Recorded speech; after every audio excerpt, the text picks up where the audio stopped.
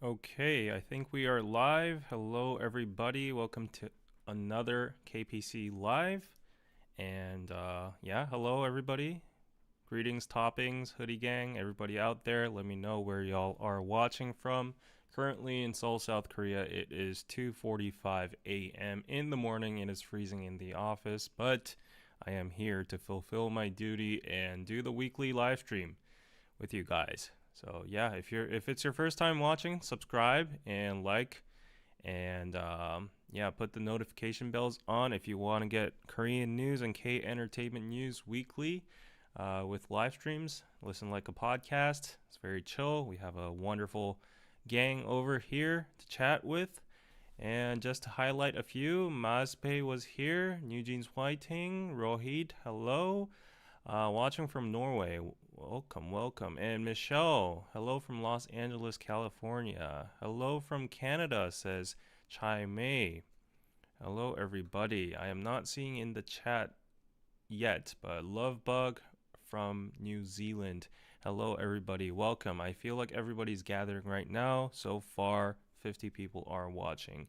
9:40 a.m. in California. Happy Thanksgiving. Jess from Canada on my lunch break. Perfect timing. Benedicta from Norway. Why do we have so many Norwegian people today?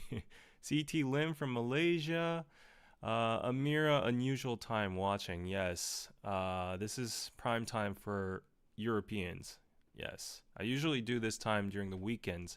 But this week, as you guys know, my regular live streams are usually on Tuesday, 10 a.m. KST, with Anna together. But Anna and I have both been very busy with year-end branded contents for YouTube and such. You might have noticed in my recent video about the housing price and obsession about it in Seoul, why Seoul is so hard to live in. Go watch that video. I put a lot of effort into it. Fortunately enough, that it's getting a lot of views so far, so I'm really happy. The essay video before I made was about like why dating is dead in Seoul right now in Korea, and that one is almost reaching up to 100k views right now. So very very happy about that. It's all thanks to you guys. Thank you so much. So yeah, apologies for not being very regular in the live streams, but please understand because like it's the year end, we're very busy, Anna's very busy, so it's just very hard to coordinate our schedules together. But hopefully we'll get back on track soon. Yes, and happy Thanksgiving, my American peeps. Okay, so apparently in the US it is Thanksgiving. Happy Thanksgiving. Oh, I would die for some turkey and the American Thanksgiving table right now because there's no way that you're gonna miss it, David. Nice one, Rachel. Okay. Okay, so yeah, today is just gonna be you guys and me, and I have a lot in stock for you guys. This is probably gonna be one of the most fueled live streams with the most juicy topics ever in a while because something really emergency announcement happened out of the blue. No, it was actually planned, kind of. If you know, you know.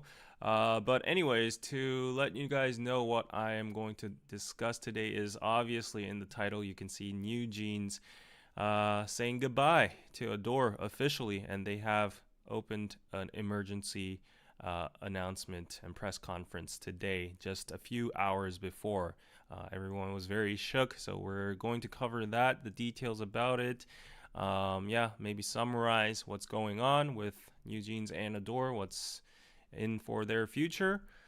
And another news that has pretty much shaken up Korea for this week is the top actor Jung Woo-sung, a very handsome dude, confirmed being the father of model Moongabi's son. So they were in a relationship and such, and there's a lot of rumors going on, a lot of allegations going on about his relationship status and such. Apparently, he has more than one person he's meeting, blah, blah, blah. I don't know about that. Allegedly, I have to fact check, so we're going to go over those. Also, we're going to talk about North Korean K-pop idols. And another topic for today is obviously you've noticed that I'm wearing my padded jacket even though I'm indoors. It's because it's freezing cold right now. Seoul has been hit by the heaviest record snow. I think it's like the third heaviest in history. So yeah, my studio is not heated. That's why I have like the heated fan rotating in the back over there. I'm poor, so I can't pay the heating fees. I'm just kidding. We just don't have centralized heating. Nor do I have like a radiator or anything. But anyways, yeah, that's going to be the news. And then we have some other news about some positive signals happening to Seoul and Korea's population in general regarding love statuses and birth rates and relationships and all that kind of stuff. So yeah, that's going to be a huge topic. And yeah, afterwards, I feel like after I've gone through all the big topics. Since it's nighttime and it's way past my bedtime, anyways, I'm essentially effed.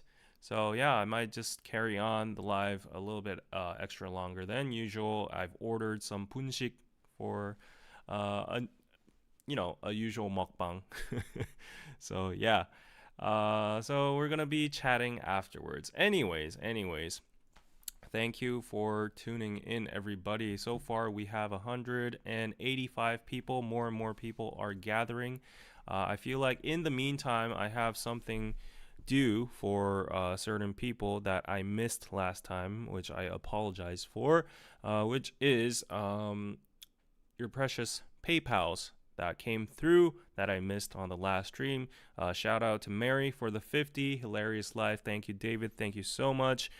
Shout out to Louisa for the 50 as well on PayPal. And shout out to Lynn, on PayPal as well.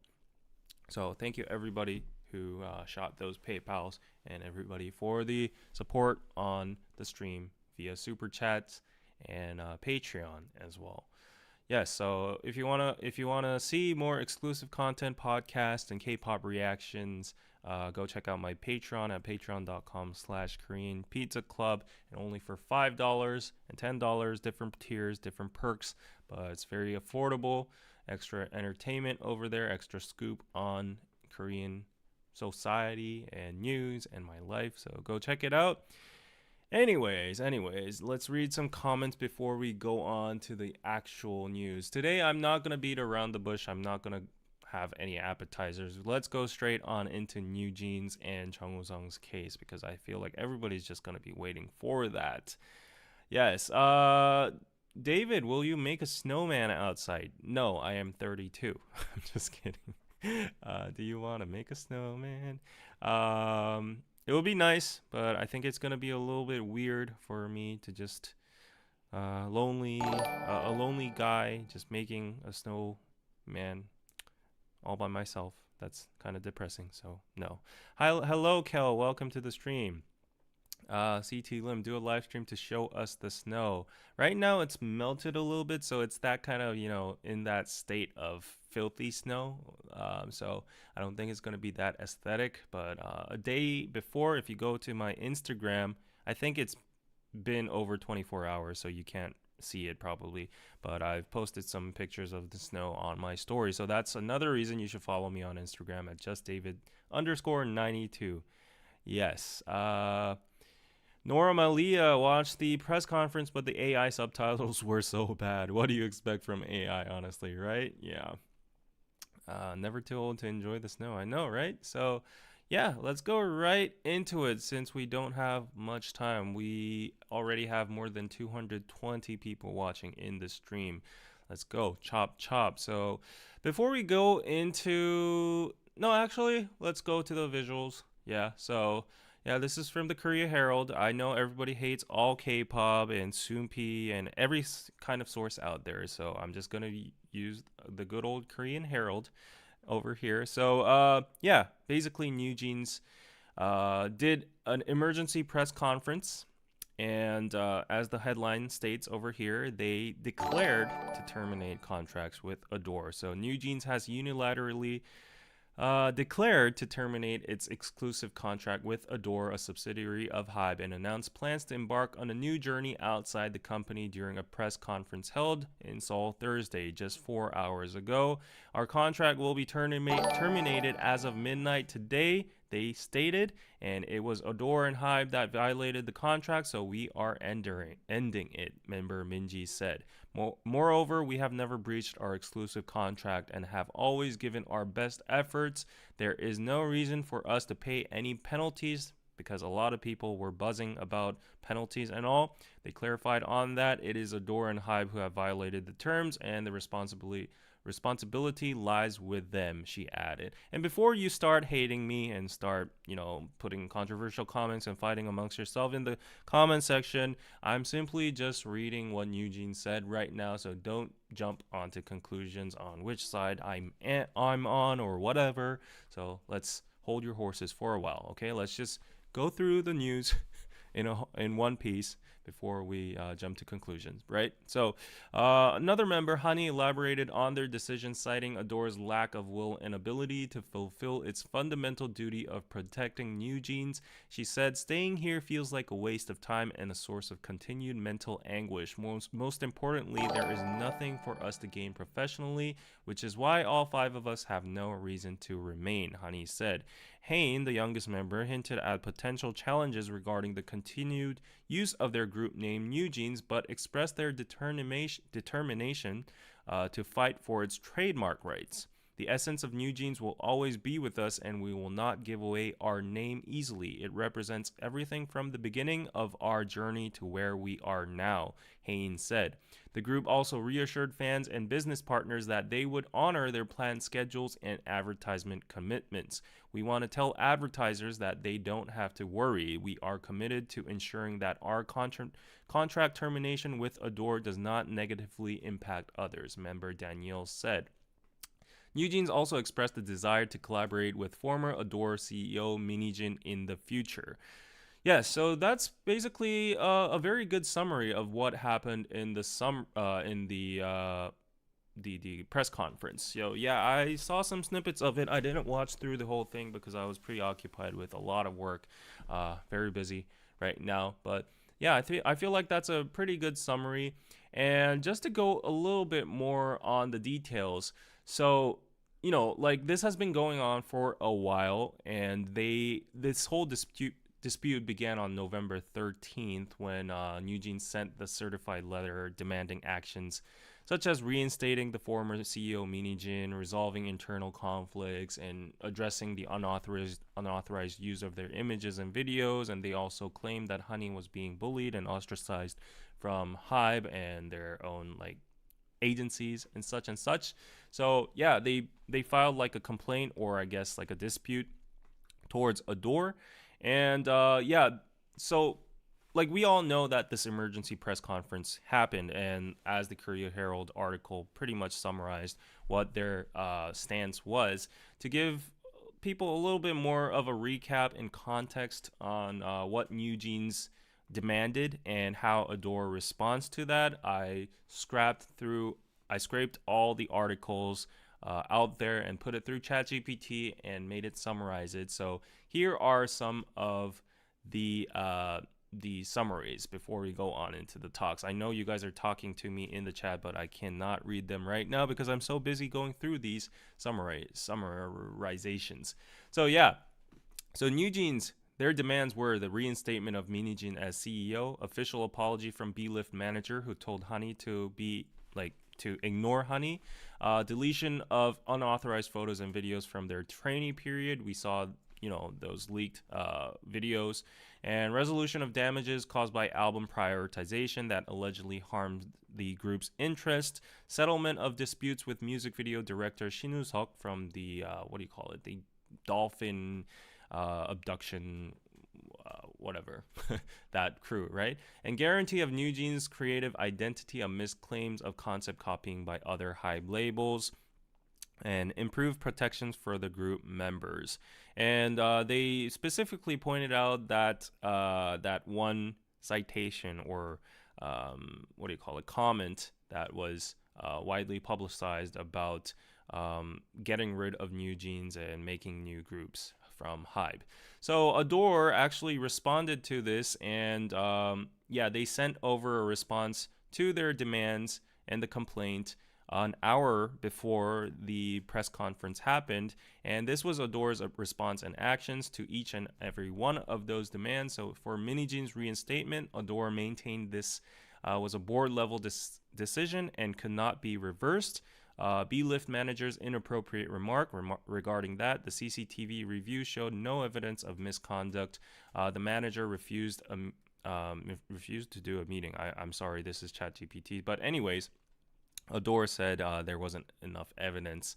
And yeah, so unauthorized photos and videos. Ador claimed they were not responsible for uploading the content, but had requested its removal.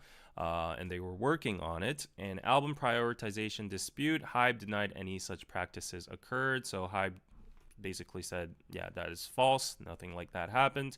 Music video disputes, Ador justified its actions and as necessary to prevent rights violations. So yeah, for the music video director Shin Woo-sung, right? That's his name, right? Shin Woo-sung. Ador says that it's their rights and all that.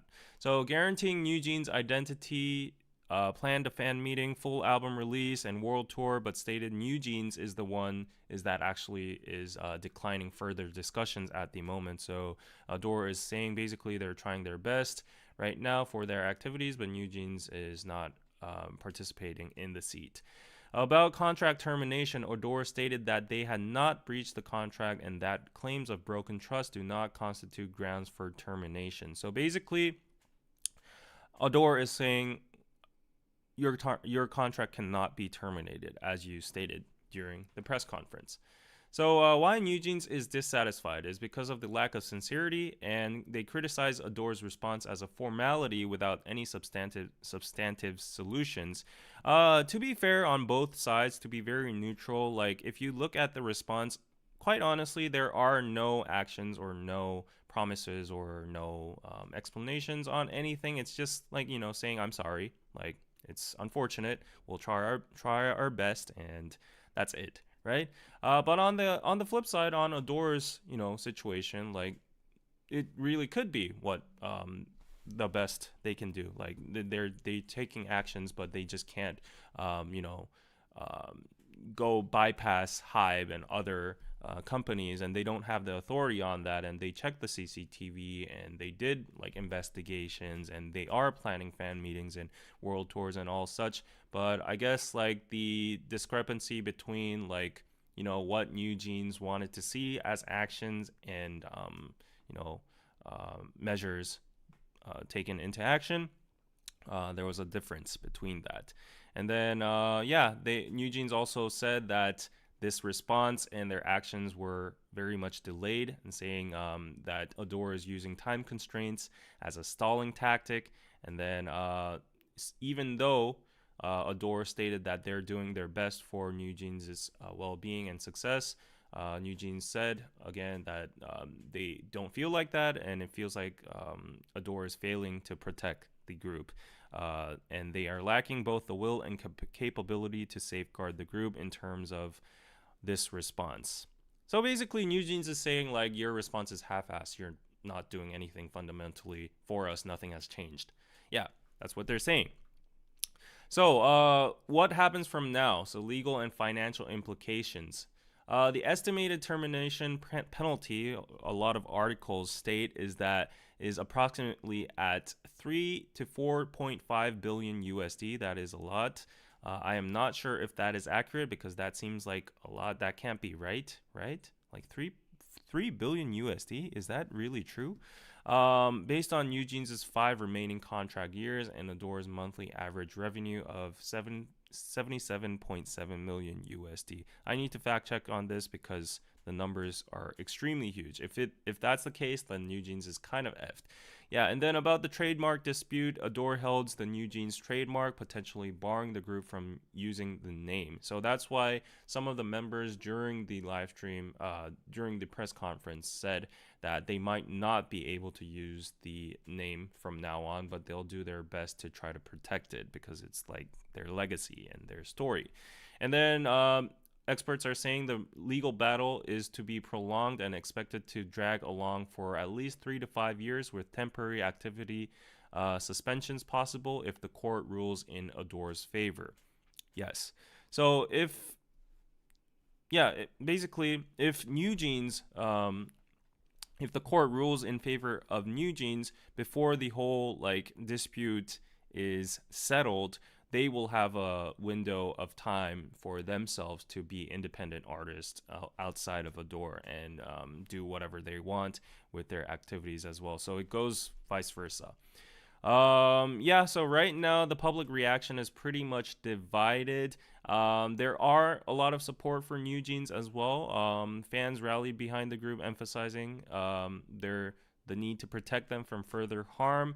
I see, like, for some reason, I went on multiple platforms like Instagram, YouTube, and X and all that. For some reason, on Instagram, on the Korean side, a lot of people are just protecting NewJeans, and they're saying NewJeans never die, like Hybe is evil, blah blah blah.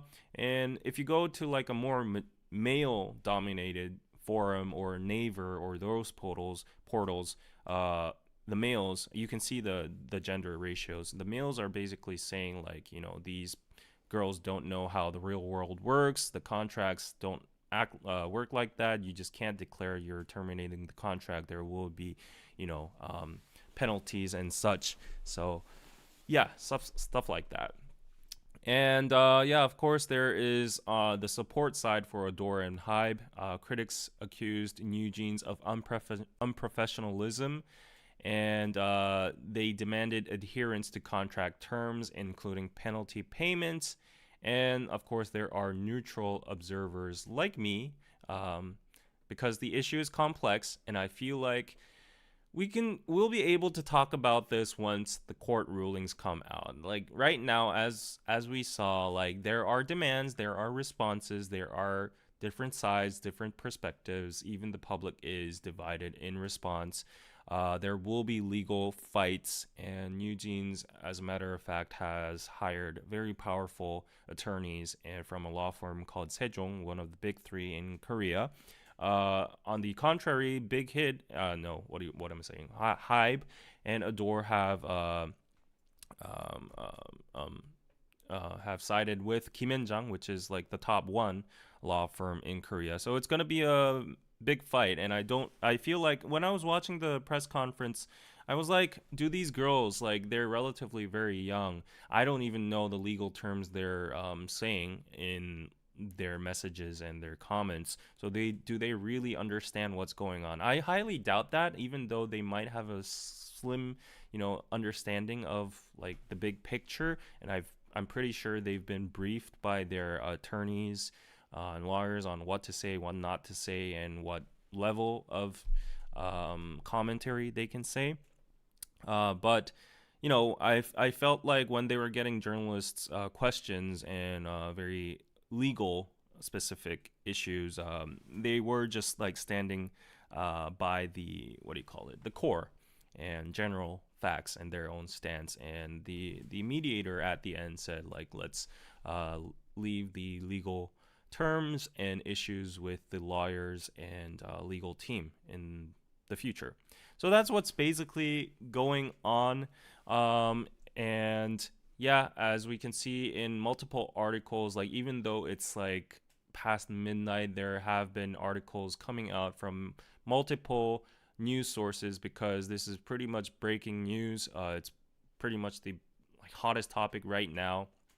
And the Korea Herald summarized it very well, but the Korea Jungang Daily, you know, provided some real-time footages of like videos of what the members were saying. And yeah, you can go check them out. There is like a AI translated version of the live stream on YTN, I think, or Yeonam News, was it? You can search it on YouTube if you want to go see it. So yeah, like you can see Hani speaking about like Ador has neither the ability nor the will to protect NewJeans. Staying at the agency will only prolong our psychological pain and waste our time. Well, if they feel like that, yeah, I mean, that's their stance. So what can we say about them? You know, it's what they feel, right? So yeah, and then NewJeans Danielle on the contract termination, and she was explaining like, we didn't do anything wrong, we didn't do any breach of contract. I don't know, because they went on that live stream, that pop live stream, and said, I don't know if that's a breach of contract, but there might be a lot of legal interpretations on that issue. And I feel like, the evidence and the complaints they filed already is going to be used as like sources and evidence in the court. And so both sides have like, contradicting perspectives, and it's all going to be, at the end, it all goes down to a legal battle. So there are other articles coming up here and there so much. And this is what Minji said. Apparently, she said, it is courage that changes the world. Only people who have the will to change their lives get to. We are here because of the fans, the bunnies that love us, the members, and NewJeans. We know that our decision to protect all 5 of us will not come easy, but nothing gets better if you don't stand up for yourself. And they said, we're not going to give up on our names, but we will still remain as NewJeans at heart, even if we can't keep our name. So they're definitely drawing the line. They've definitely made the decision. There's no going back from now on. They already in their minds have terminated the contracts. They're going to use that limbo phase during the legal disputes for room to maybe like establish a new foundation or a new name or new group for them, or just get ready for a new project or something. And like what they're saying here is, some people may think it is just a name or that we're simply fighting for copyright, but it's not that simple. For us, it's the very body of everything we did together, every memory we had, which is why we are going to fight until the end to secure our right to the name. Yeah, so they're very like willing to protect their name and secure it, right? And Eismag did a very good summary of the whole demands and responses from Ador. And so like articles after articles, news agencies are just like updating by the minute.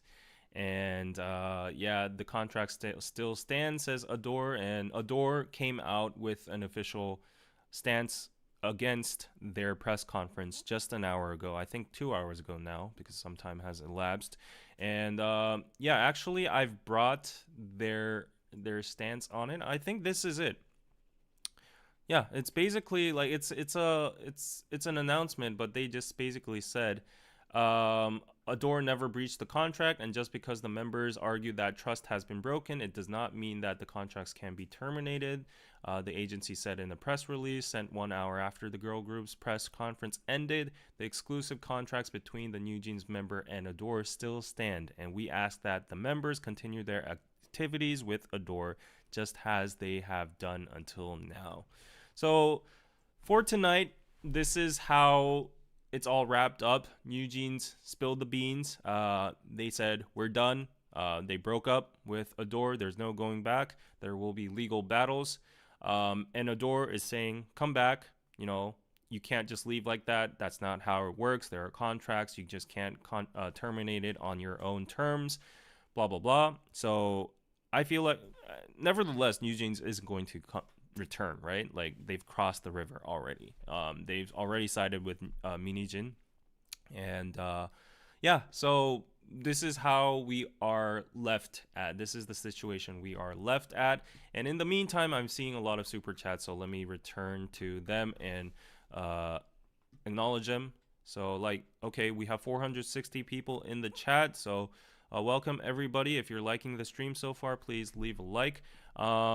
Rachel, thank you for the $5. Since John's single and interested in Nuna's, how about you give John my email? Don't worry, David. Nuna, Rachel will take good care of him. Okay, John is a guest that, time to time comes to KPC Lives. So Rachel's referring to her, to him. And I will ask John about that proposal. And Hilda, thank you for the $2 and the Shiba Inu sticker, cute sticker. Okay, and now let's go to some of your comments and see the sentiment of the international fans. You guys represent the international fans, right? So let me see what you guys are thinking and talk a little bit about this situation with you guys. So, Nora says it sounds like they have lots of possible witnesses, though. They said not only them, but their staff was also mistreated. Yeah, from the start, from the beginning, when they did that pop live, not only the case of Hani being bullied, saying like she got ignored and stuff. Minji did say that they have thorough evidence, and they're probably not revealing those cards because like it's never good to reveal all your cards before legal disputes and stuff. So yeah, they're definitely, both sides are gathering evidence at this point because it's like a legal battle now. Tay Coconut, like I said, I don't think this was the wisest but that's in my opinion. I don't think it's the wisest move either, though. But like, technically speaking, as just to clarify again, I'm being totally neutral here. Technically speaking, NewJeans and MiniJeans side is like the side that has the disadvantage, right? They're going against the contract. They're going against the conglomerate. Hive is like a superpower amongst the K-pop industry.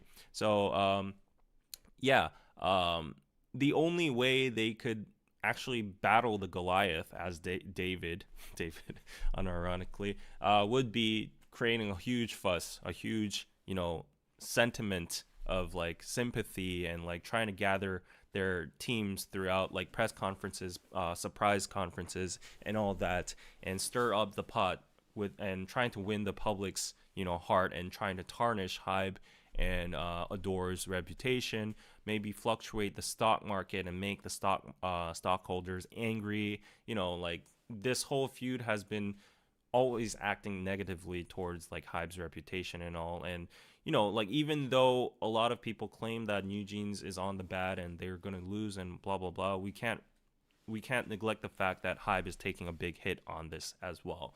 So yeah, I think that's their strategy, and the public sentiment also might act as like a reference point in court, and it might create more whistleblowers, or it might create more, like stuff like little breadcrumbs that have been revealed through blind or like Hybe employees and such and such. So I think they're trying to like snowball out of this, and they're playing the PR game for sure.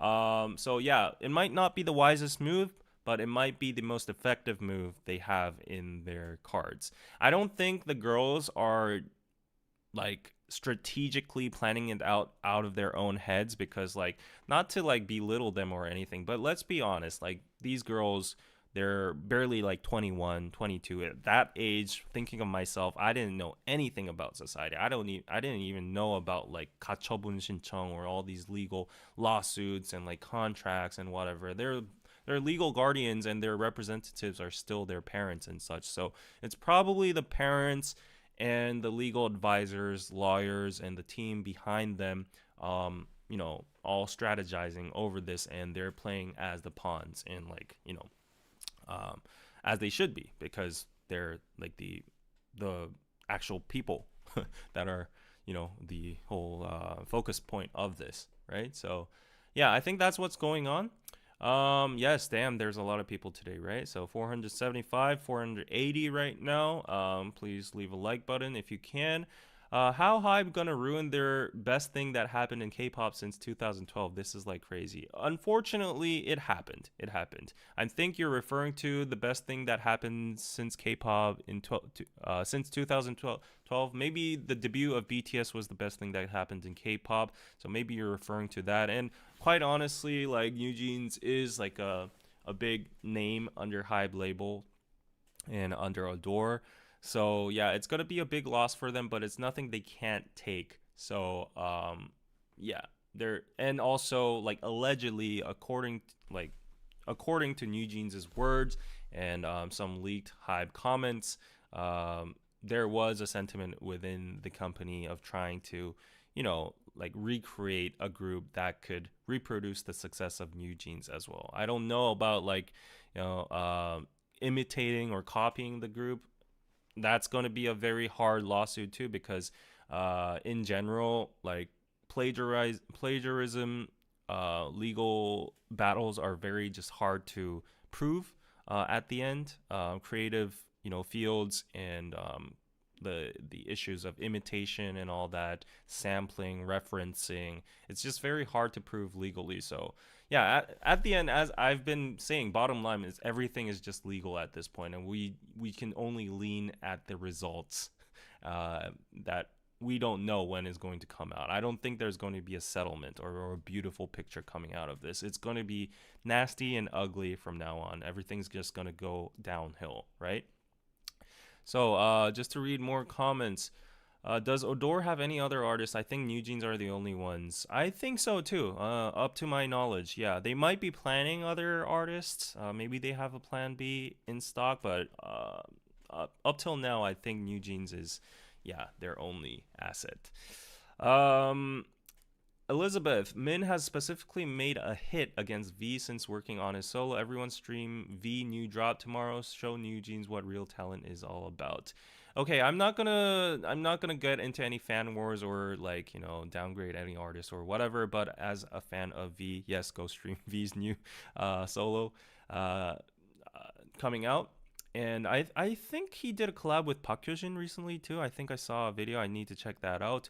But yeah, let's stay away from BTS and Minijin and all that, right? Like today, let's focus on NewJeans and their press conference, because like if we get into those realms, it just expands to the whole universe. And I know a lot of like armies are just very into this subject and like very much hate Minijin and NewJeans because of the Minijin, you know, bad mouthing and using BTS and all that, and going to the shaman and checking out like BTS his future like military plans, blah blah blah. So I know that thing triggered and fueled up like this huge siding towards like HYBE in the beginning, but let's not get into that. Tay Coconut says, I'm a neutral, but I think no matter what Ador does, NewJeans won't accept it. Yes, basically they already threw an ultimatum before, and this is like another level. Like they're just saying like we're done.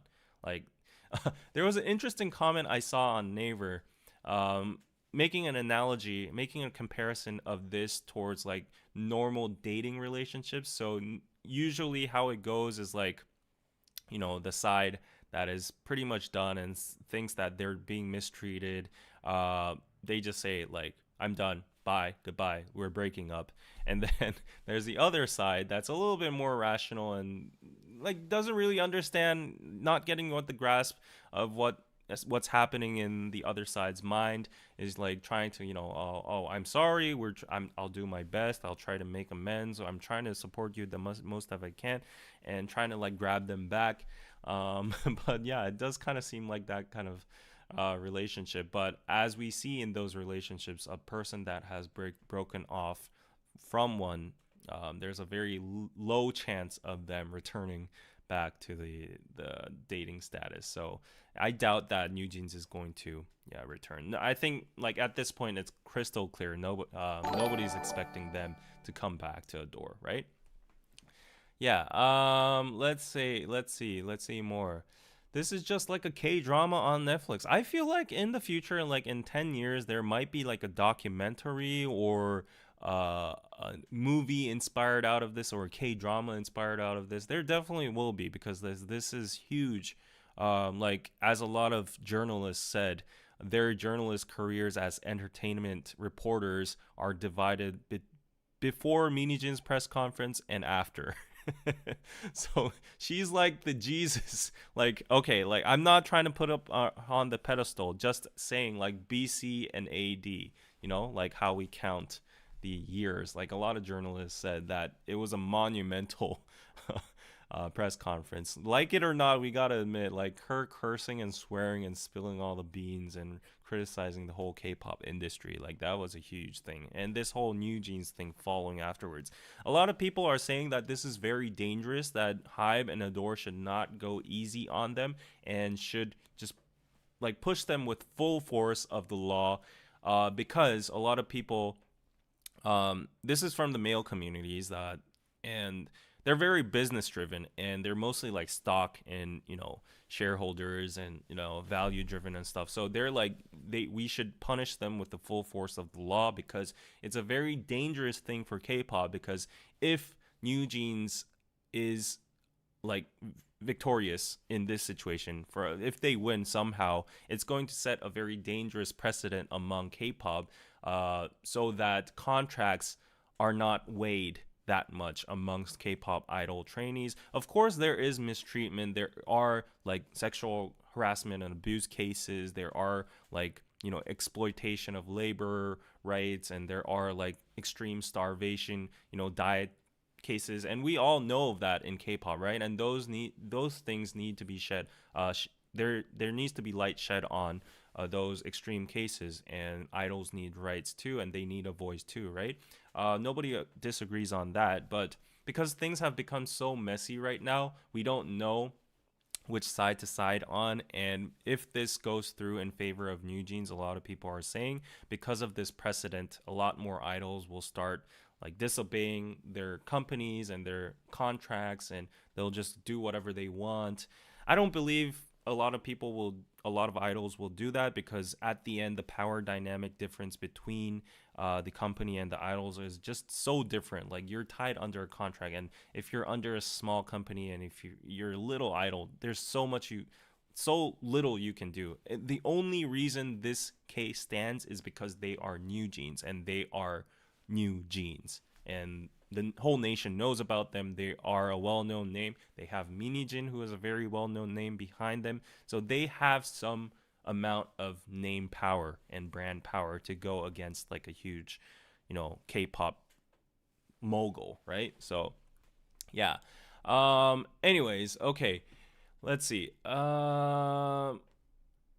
Tara says, I'm curious how they'll get future gigs, fashion endorsement, fan meets, etc., without a label or management company backing them, at least in the near future.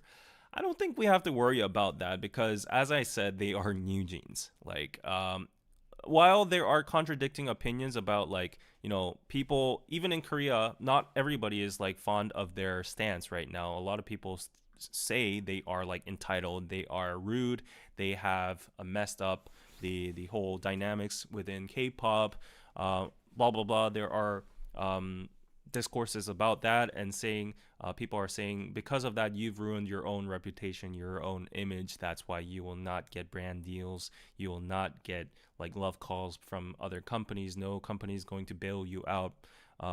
No luxury brands will want to collaborate with like a rebellious group or whatever. Just to state my opinion on that point of view, I beg to differ. Because, like, even though they have this kind of tarnished image right now, a rebellious image, I don't want to make any kind of judgmental comments right now, but just to be very neutral and careful. Even if they do have like a reputation that is kind of stained, they are still NewJeans, and there are many companies in Korea, in the global society, and even if it may not be the top tier companies, but there will be a lot of companies that want that clout. It could be noise marketing, it could be whatever. Like, after all of this, all the eyeballs are going to be on the lookout on, will they get endorsements? What kind of companies are going to be backing them? What kind of advertisements, what kind of activities are they going to be doing? Like, from the negative side and the fans as well. So if I were a company owner and a CEO, that would be great marketing, in my opinion. That's just my opinion, right? So I feel like there's going to be a truckload of companies that would still want to work with them. However, there would be legal complications, so that might be a little bit of a hassle, right? So Lauren, welcome. Sorry for entering the chat so late. No problems. Greetings from Paraguay. Welcome.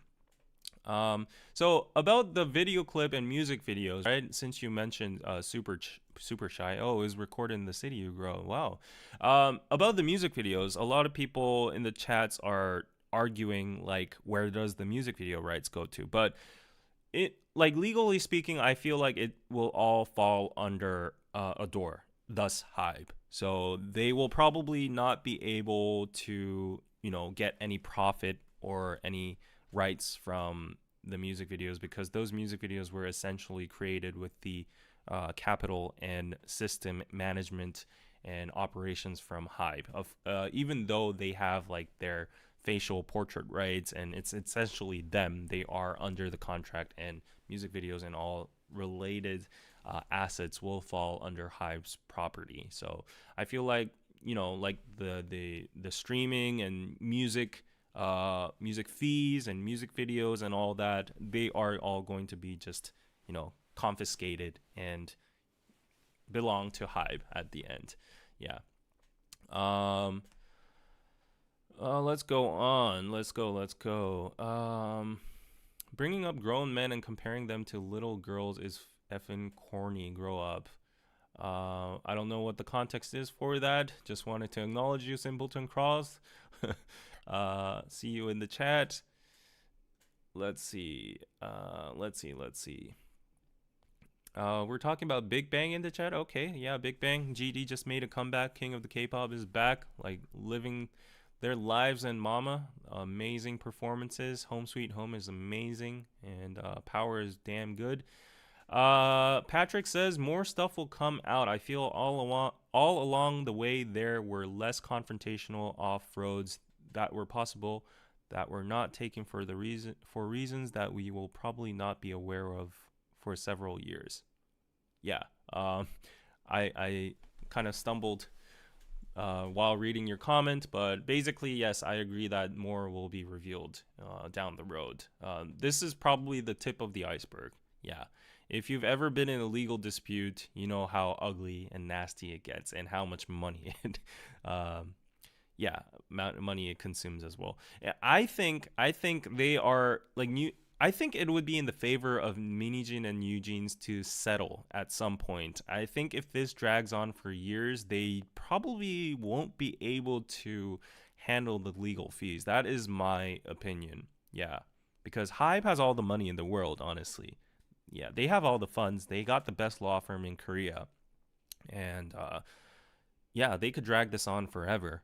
And that's what a lot of big conglomerations do when they go into lawsuits. They just bury the other side with paperwork or legal fees, and like they just stress them out, and they wait until the other side withers and gets drained and burnt out, and makes the other side beg, like, let's just end this. I'll just take this deal you're proposing. So yeah, unless NewJeans and MiniJean and the whole the gang over there is prepared for that fight, and unless they have huge amounts of money, I think it's going to be a very, very hard battle for them in legal standpoints, honestly. That's my personal opinion. What do I know about the law? Maybe I should bring my friend who works in Kim In-jung.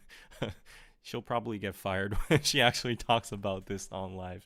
But yeah, maybe I should get a lawyer and get his opinion about what they think.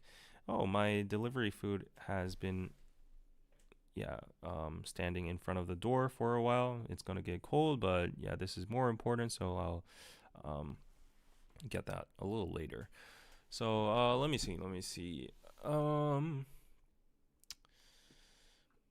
Let's see. If NewJeans wins this, it will have huge repercussions on the K-pop industry. It will literally change the lives of K-pop idols and trainees and give them so much more power, which they need. Yeah, as I said, I think it's a double-edged sword. As I mentioned, there are a lot of mistreatments about K-pop idol trainees and idols.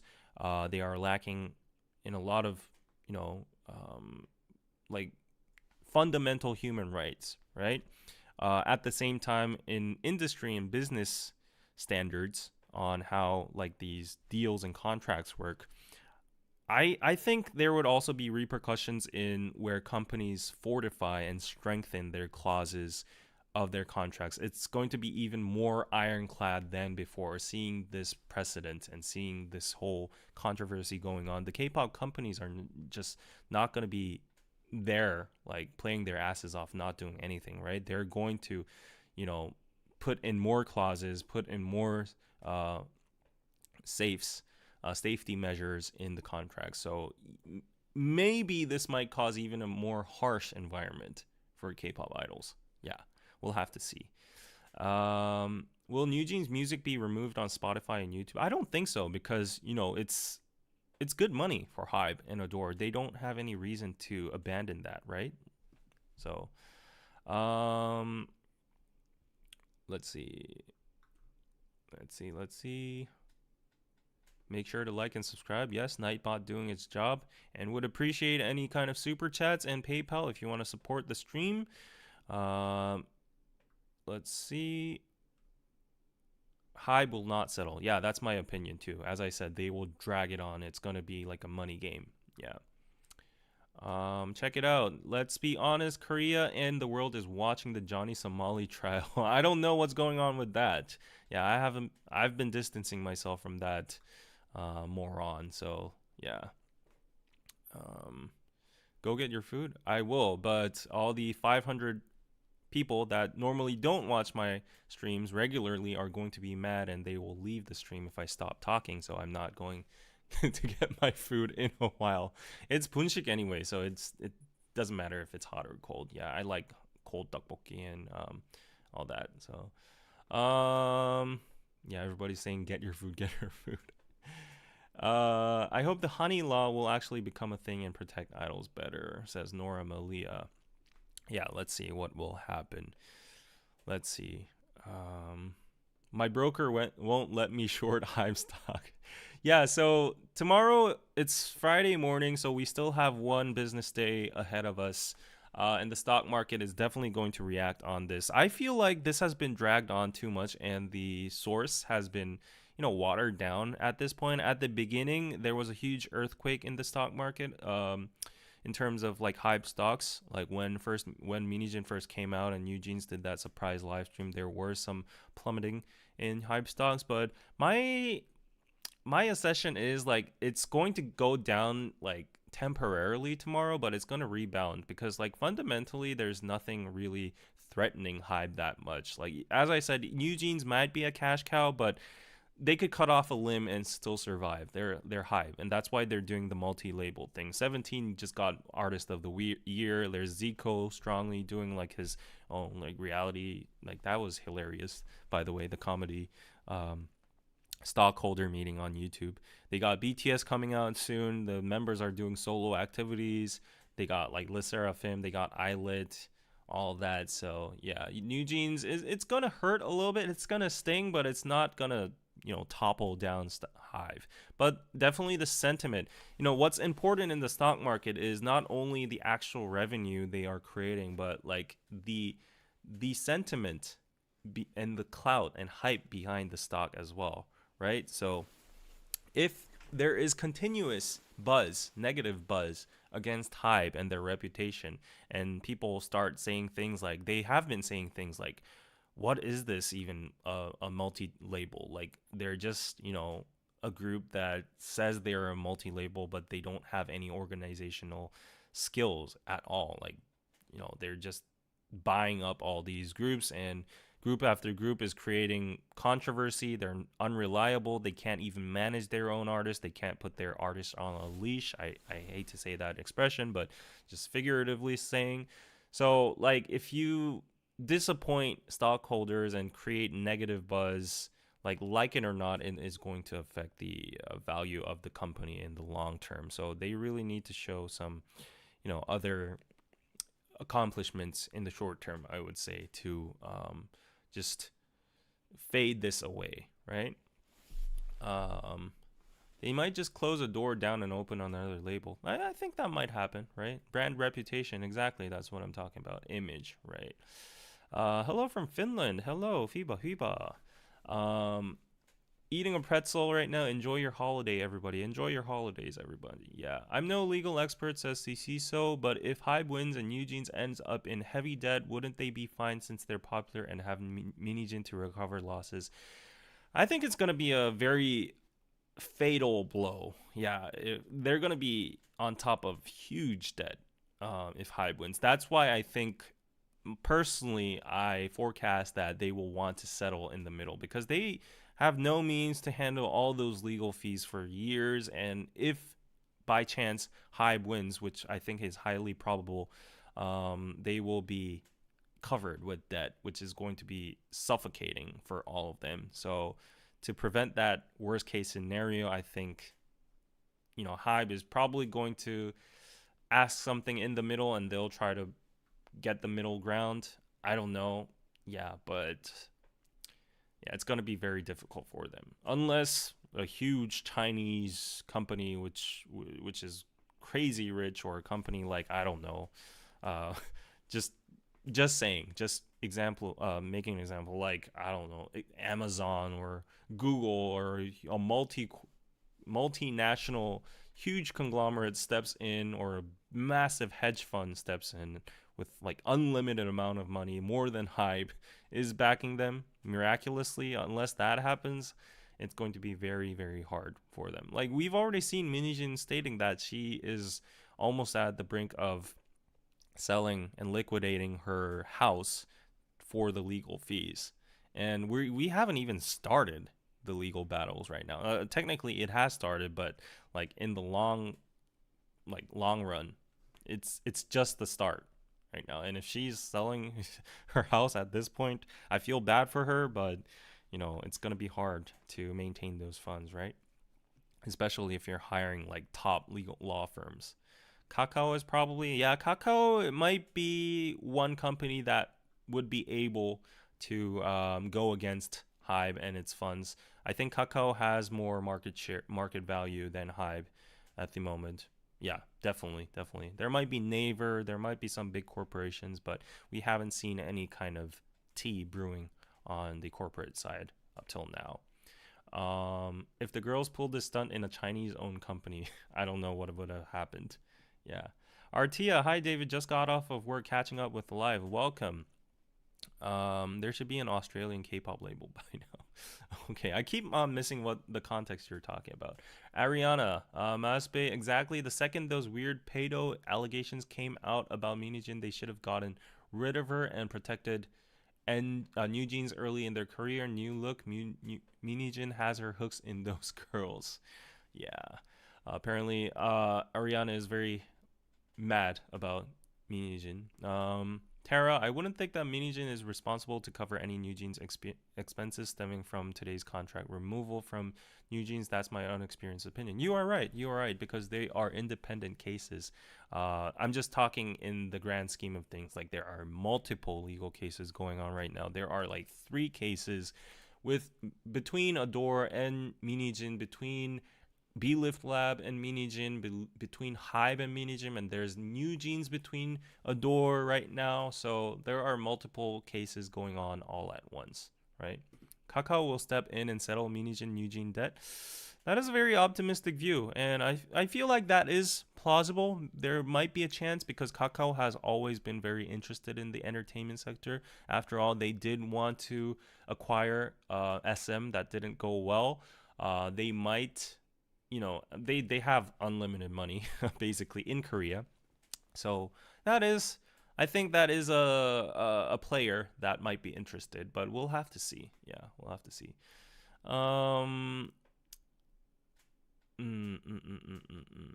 David, please sing for us. You must have nice singing voice. What? Lauren, I've heard a rumor that Minijin has a link to Kakao Corp. Don't know if it's true or not. Well, she might have to leverage that link to Kakao at this point. Yeah. Happy Thanksgiving from New York City. Yes. Hello, everybody to the 600 viewers watching right now. Make sure you subscribe if you want Korean content, Korean society news, and Korean entertainment news as well. Weekly, I do 2 live streams. One is a chill live stream. One is a recap of the entertainment and social news going on in Korea right now. I've been talking about NewJeans for the past hour, so I think at this point we can have a little intermission and we can go on to the next hottest tea that has been brewing for a week, which is Jung Woo-sung, the famous actor in Korea.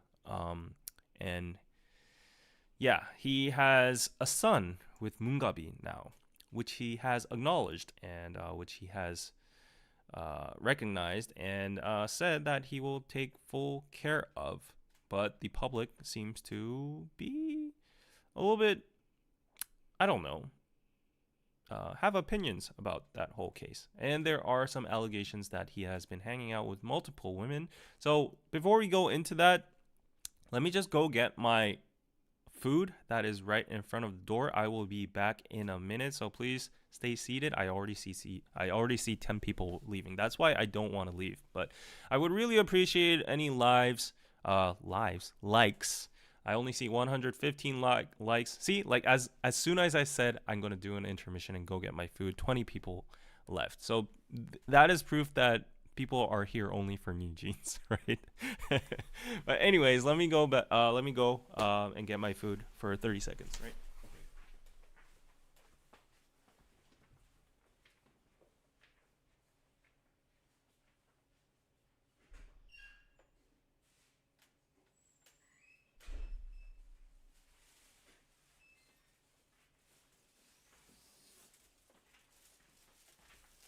Ta-da! Ta-da, ta-da. You're getting some too? Nice. What are you gonna eat? This is the fun of live streams. Whenever you eat, you see my live streams, I'm always munching on something. Yes. So today I ordered bunshik, which means street food, in, I guess, fast food in Korea, if you, like, technically want to translate it. So we got sundae and tteokbokki together, and we got some fried dumplings. So please excuse me if I'm munching on them midstream because I'm extremely hungry. I didn't have dinner. Yeah. That was super quick. Enjoy the meal. Yes. Ordering food. Yes, go for it. Go for it. Social eating. Let's have social eating sessions together. And in the meantime, while I'm preparing the food, I gotta do a shout out to our very thankful sponsor, of course. Where is it? There we go. On the bottom left of the screen, bottom right of the screen you are looking at is Sue House. Sue House is a very unique app where you can get free events, tours, parties, classes, and more. You can learn Korean. You can make Korean friends. You can make friends all over the world that is interested in Korean culture and that wants to talk about Korean entertainment or news or just practice Korean together. And if the best thing is, if you're physically located in Korea, mostly Seoul, there are a lot of events, there are a lot of networking parties, there are a lot of like free, classes. There are, as a matter of fact, if you go visit their Instagram right now, they have, what is this? I think this is like kind of Tai Chi or whatever. Yeah, you can see these lit parties they host. You can go to these startup festivals. Wow, the spectrum is so large. So you can go to these. You can go to a takoyaki party at Hongdae and meet new friends. So a lot of people get lonely living alone in Korea, right, as foreigners. And you want to connect with people. So we have like picnics and parties at Han River for beginner, intermediate Korean speakers and all. Pairing classes. We have cooking classes, Korean dessert classes, Halloween parties, meditation classes, all sorts of stuff. So Sue House is the sponsor of our live stream. I'm very, very grateful. And if you want to make friends, learn Korean, join the meetups, all of that, check out Sue House on Google Play Store and App Store. And you can easily download it. It has a very easy interface. You can just swipe through and yeah, check it out. Check it out, guys. Okay. Wow, look at those dumplings. They look so good. Oh, they're steamy. Yes, look at those dumplings. Thank you, Sue House, for sponsoring this live stream. Gotta do what I gotta do, right? You're worried for JK? He just posted BAM? Really? Why are you worried for JK? Yeah, let me just get a bite of mandu before we go on because I'm starving. The red ones are kimchi mandu, and the yellow one is just original mandu.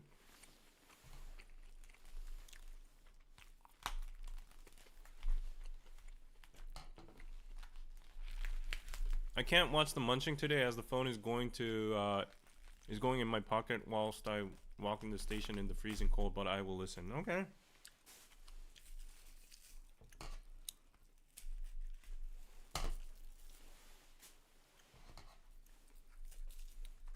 So, before we go on, let me just do a quick check on what you think about the Jung Woo-sung case. I know some of you might already know about what's happening.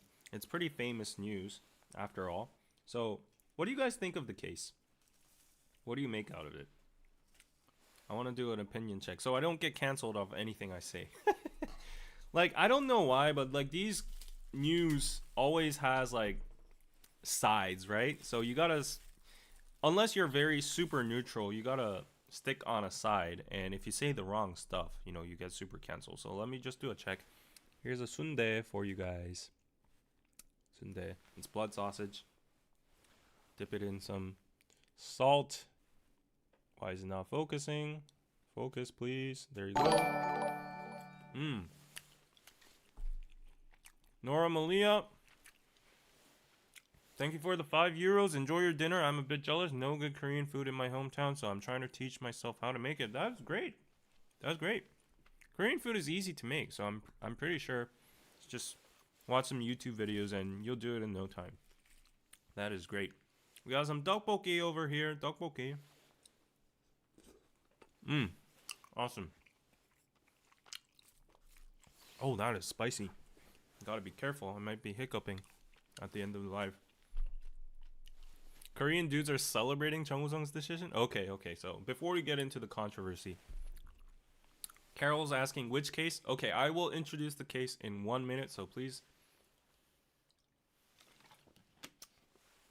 let us go on into the case. So after NewJeans, this is probably the hottest tea amongst the week. So what happened basically is, let's see. So this is the news. This is the actor named Jung Woo-sung. He has been a famous and popular actor for a long time. He's been in a lot of major films that I've watched, that I grew up watching, romance films, like political films, all that kind of stuff. He's just a good-looking dude, and his age is like 51 or something right now. He's quite old, but you know how Koreans don't age, and if apparently he's super handsome, so he looks better than me even when he's 51. Anyways, what happened is actor Jung Woo-sung admitted Sunday that he was the father of a model Moon Ga-bi's child. So this is Moon Ga-bi on the right over here. Moon is 35, and she had announced about her recent childbirth on her social media on November 22nd. So this basically shocked the whole nation because Jung Woo-sung, he's not married, and he's never really announced his dating status before. He's like a very private person, I would say, and they have a big age gap. From what I know, it's more than 15 years old. So while local media reported that Jung was her child's father, Jung on Sunday admitted through his agency that he is the baby boy's father. However, he chose not to disclose details about his relationship with Moon. This is the part that, you know, kind of startled everyone out, because traditionally in Korea, like, we don't have these kind of relationships where you are not a married couple and you raise a child together. So, according to the report, on Sunday, Moon and Jung first met at a gathering in 2022 and kept in touch afterwards. In June 2023, Moon discovered she was pregnant with Jung's child. Reportedly, Jung had promised Moon that he would take full responsibility for the child's upbringing. So that is one thing to applaud, I would say. I don't think anybody would go against that decision, right? Because he's being the responsible father of the child, even though he is not going to be the legal guardian or father. Or I don't know. I don't know about his legal decision, but he is going to take full responsibility for the child's upbringing. So that is one good decision. I don't think anybody is against that. But people are just very like they're making judgments about like the moral optics of this. Like, in Korea, it's still a very conservative society, and they're like, how can you, like, did you have a one-night stand together? Were you just sex partners, and then you suddenly got pregnant, and you're not even getting married, and you're having a child together? And how does that even work? Is the mom gonna be a single mom? Like, you know, so there's a lot of like noise from a lot of parties, different ages, different genders. They have all different stances. Yeah, so you probably assume what kind of noise is coming out from this, right? So this is a picture of Moon Ga-bi that posted her, like, you know, child being born over here. A lot of people were saying, why didn't you use protection? A lot of people saying, like, what? Well, if you knew that he wasn't going to be the father, and if there were discussions, why didn't you do abortion? Like, protection goes on both sides. Like, the woman has a choice too. Blah blah blah blah. There's so much like layers of things that are going on. People are just at this point, as usual, like whenever this thing happens, these kind of things happen, they're just consuming it as entertainment, in my opinion, which is kind of gross. And yeah, but anyways, news is just coming out every day. So Jung's paternity reveal exposes where South Korea stands on out of wedlock children. So I never knew this word, out of wedlock children. So actor Jung Woo-sung's recent admission that he fathered a child with model Moon Ga-bi has reignited conversations in South Korea about societal attitudes towards children born out of wedlock. While Jung pledged to fulfill his responsibilities as a father without pursuing marriage, the public response has been largely critical, highlighting the nation's deeply conservative stance on the non-traditional family structures.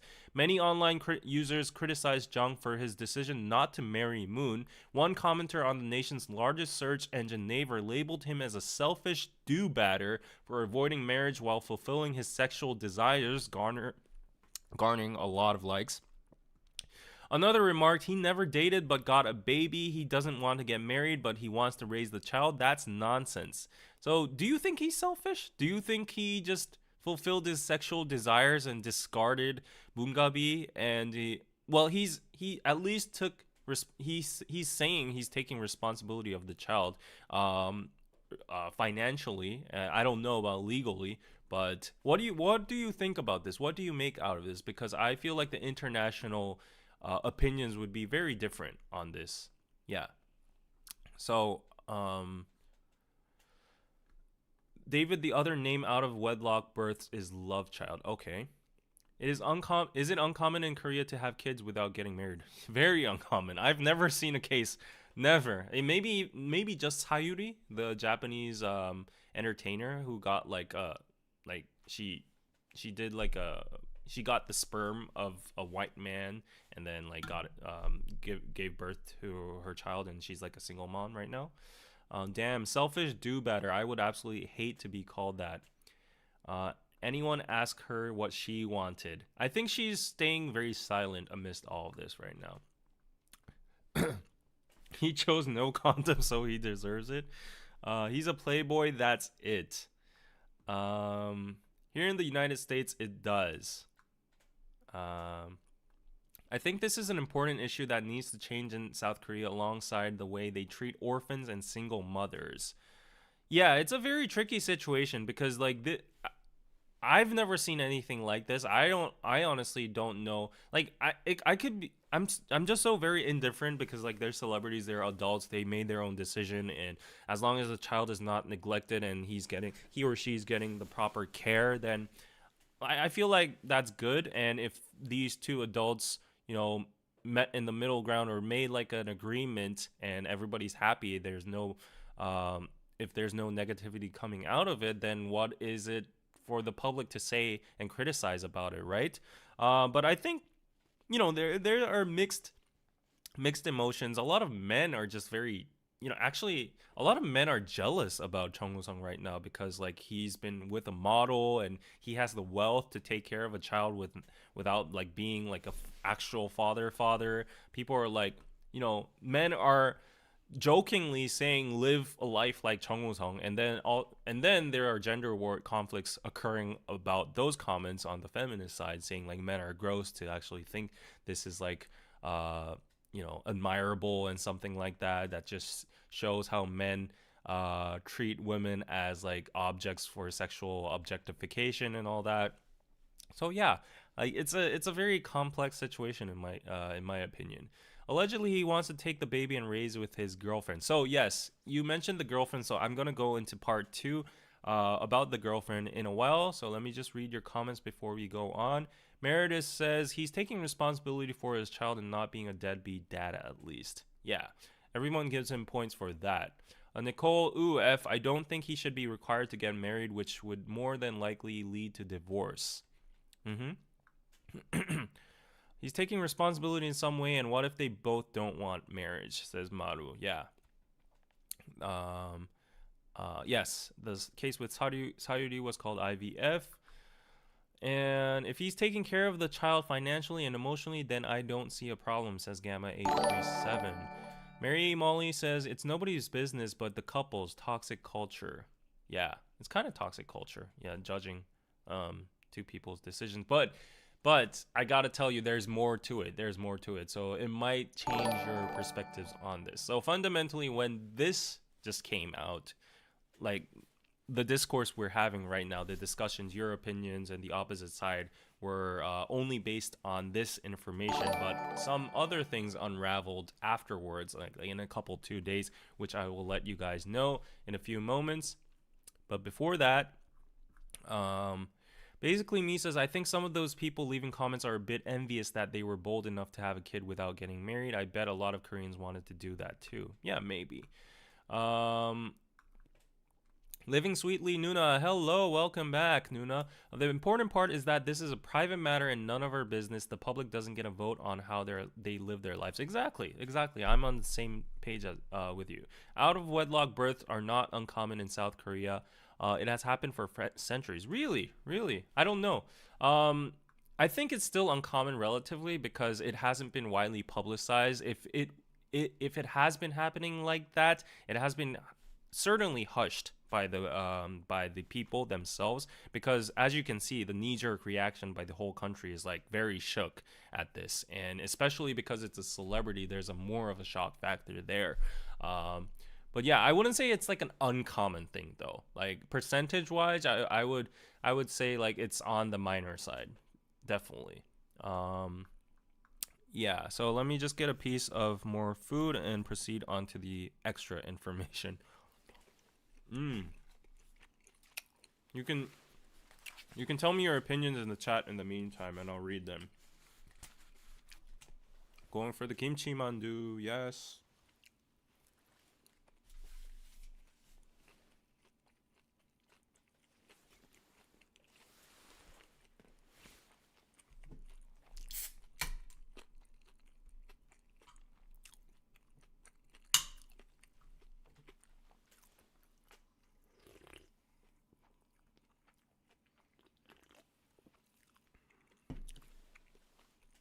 So we can't assume what Mungabi's thoughts are and stance is on this. Like, we don't know. We can't go into her mind and know what the motives were. Like, well, some people in the chat are saying like maybe she wanted to give birth to the child because he was good looking, he's well established, like he would provide money and all that. Or maybe she's like against abortion, blah blah blah. There are a lot of assumptions going on, but we can't really speak on her behalf or nor assume. I think that would be wrong, right? This tteokbokki slaps. Yes.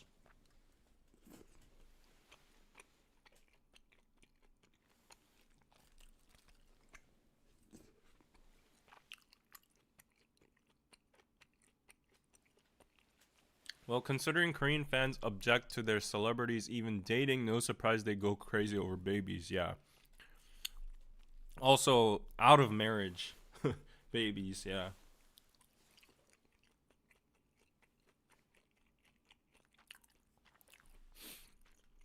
I can see the Korean perspective in the West. Not marrying is normalized, but with more broken households, who are we to judge? There's no issue if both plan to be present parents for their child. Yeah. By principle, yes, I do think so.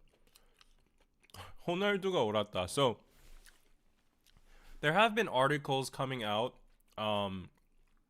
comparing Jung Woo-sung to Ronaldo, the famous football player, because he has multiple children with different mothers, and he takes care of them financially. But he's not like in relationships as like a husband to all of them, right? He only has a girlfriend right now, and he isn't like legally even married to her, from what the news is saying, because they're assuming that he's not legally marrying because in the case of divorce and asset splits, it's going to be too big for him. Or is that Yeah, at least that's what I heard. So he's giving his girlfriend currently a lot of allowance and a lot of money, and to take care of his children too. And she's free to do whatever she wants to do with her reputation and like the model work and stuff. So when this came out, a lot of comparison occurred between Ronaldo and Jung Woo-sung, and people were like, you know, Jung Woo-sung is the Korean Ronaldo. He's the first person that brought this model to Korea, and he's the only person who would be probably be able to, because he's just good looking. He has a ton of money, and yeah, it's just not easy to make these kind of situations happen.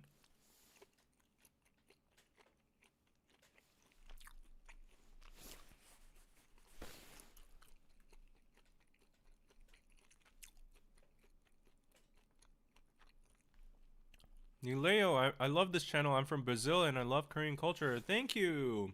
Thank you. Brazil. I love Brazil too. Is Alex Pereira still in Korea? I don't know. Shama.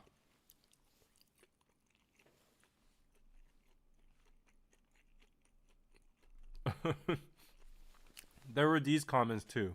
A lot of people were saying like he increased the birth rate, so mission accomplished.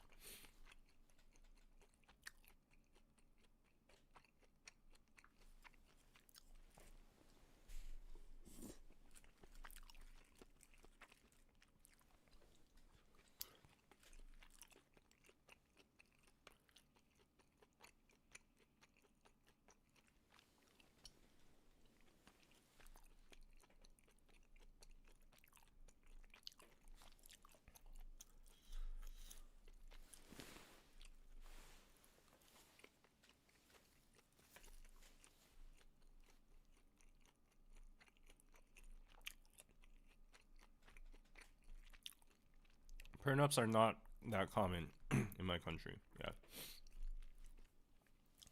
So before we go on to the extra piece of news, another context to Jung Woo-sung is Jung Woo-sung has had a relatively nice image in terms of an actor, but there's another side of him that a lot of people feel very repulsive towards, and it's about refugees. So that might be very out of the blue, right? I know. But Jung Woo-sung has been the ambassador for the UN refugee organization. I don't know the official name, but something like that. And he's done campaigns, helping them. And he has put out messages that Korea should be more accepting to refugees as well, make a better environment for them. But as you know, like the refugee problem or issue is a debate in a lot of countries, especially in Europe and right now in a lot of places around the world. Um, countries are not just able to like sustain the massive influx of refugees. There have been some complaints from locals that cultures have been infiltrated and there's a causation of crimes and stuff like that. You got to be balanced about the refugee stuff. Human rights and everything is important too. What choice do they have? We got to show some humanitarian aid and help them mingle within our society, but at the same time there are other side effects as well. So I heard every European country has their own independent stance on refugees.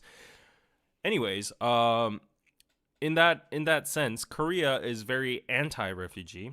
Korea has always been, I would say, in general, not very hospitable towards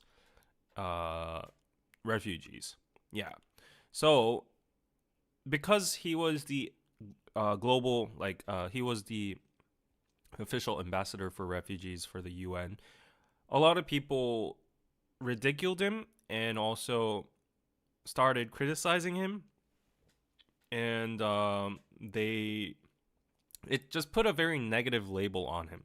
and that has followed him for a while. And I would say, like, if you talk about Jung Woo-sung, the second keyword that pops out is definitely refugee.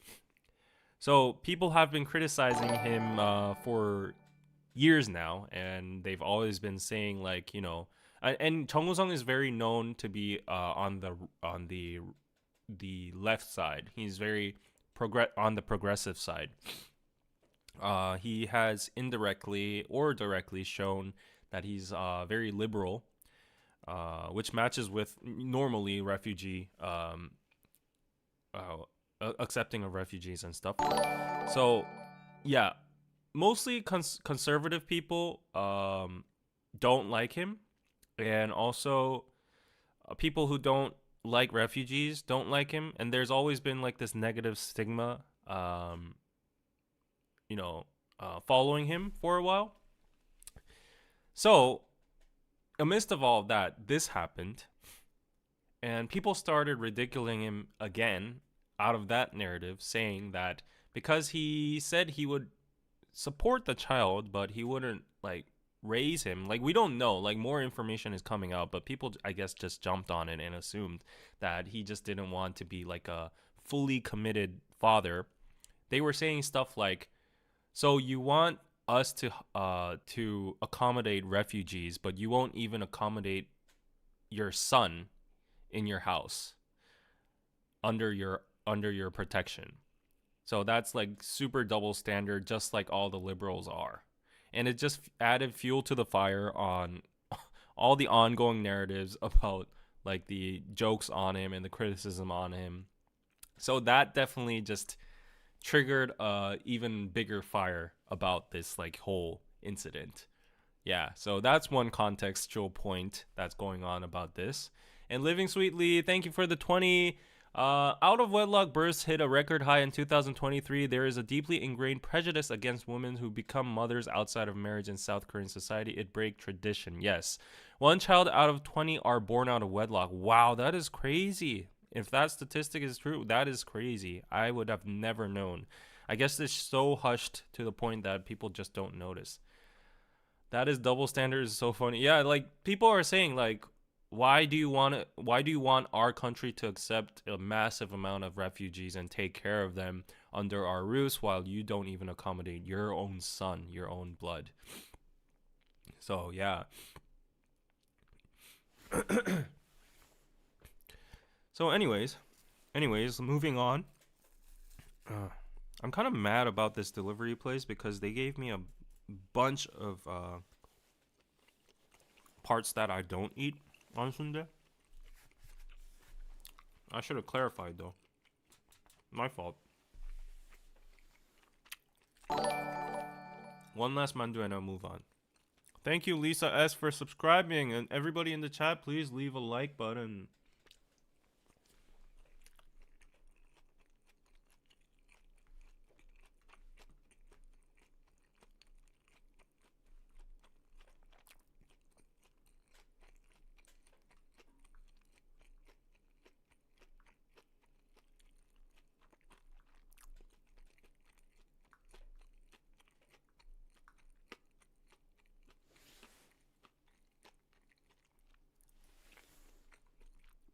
Yes, this is essential.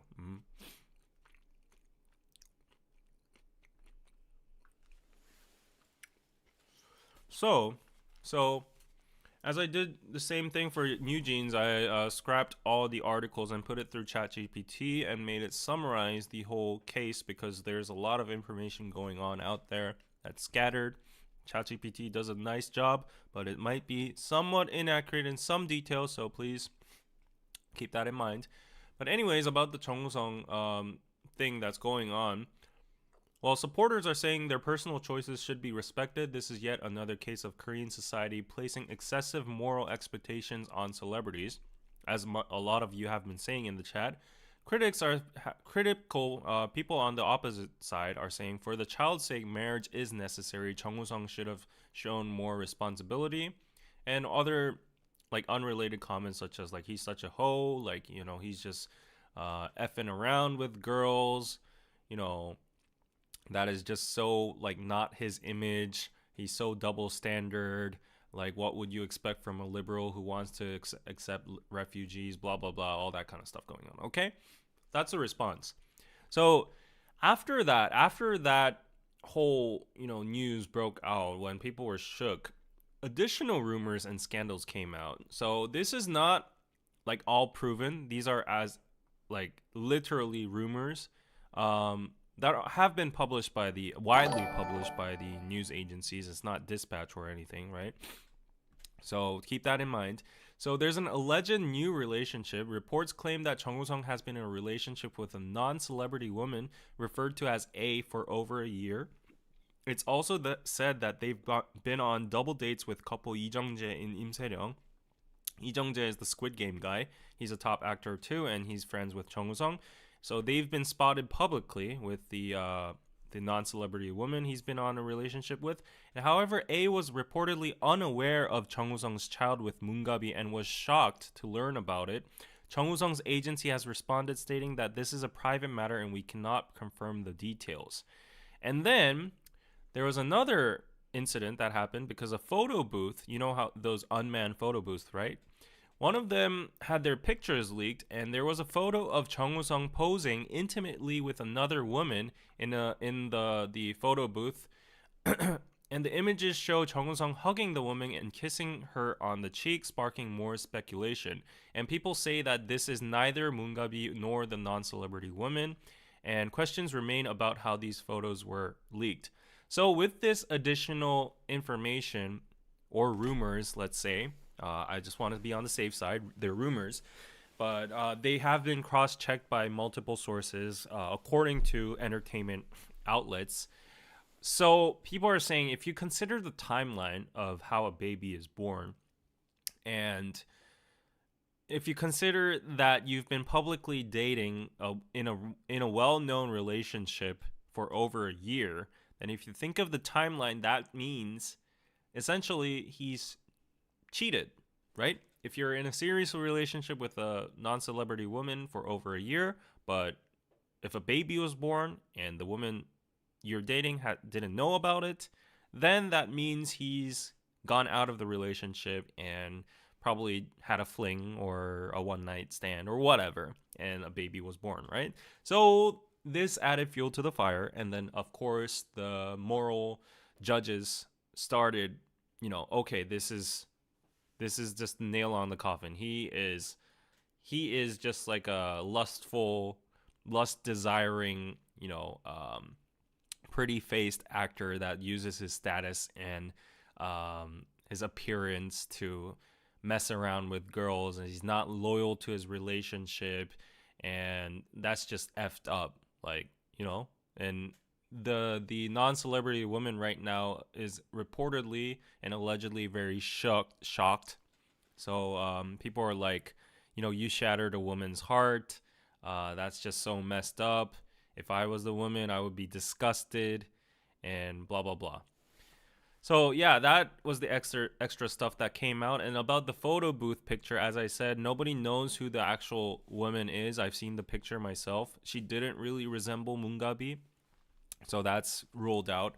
But people are saying it's a third person. It's neither Moon Gabi or A. So apparently, if we assume these rumors are correct, that means he's been messing around with multiple women. And honestly, though, I am not very surprised, because I don't have a lot of faith on top tier celebrities having all that wealth, and not that I'm saying it justifies it or anything, but I've seen and heard a lot of cases where people in power and a lot of wealth and have good appearances leverage that to meet a lot of attractive people that are models or whatever, and they have another person that they're actually in a serious relationship with. So yeah, so that has been another point of moral criticism. Yeah, so that's basically it right now. It's a mix of all of that. So that if that adds a little bit more context to your thoughts on this issue.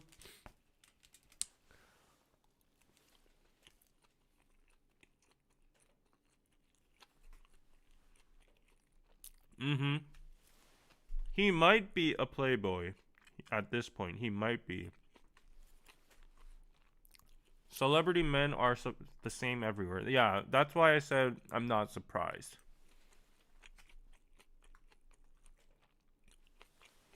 Korean New apparently a handsome adult man in his 50s dates. Wow, who would have thought, lol. That's why people are comparing him to Leo DiCaprio and Ronaldo.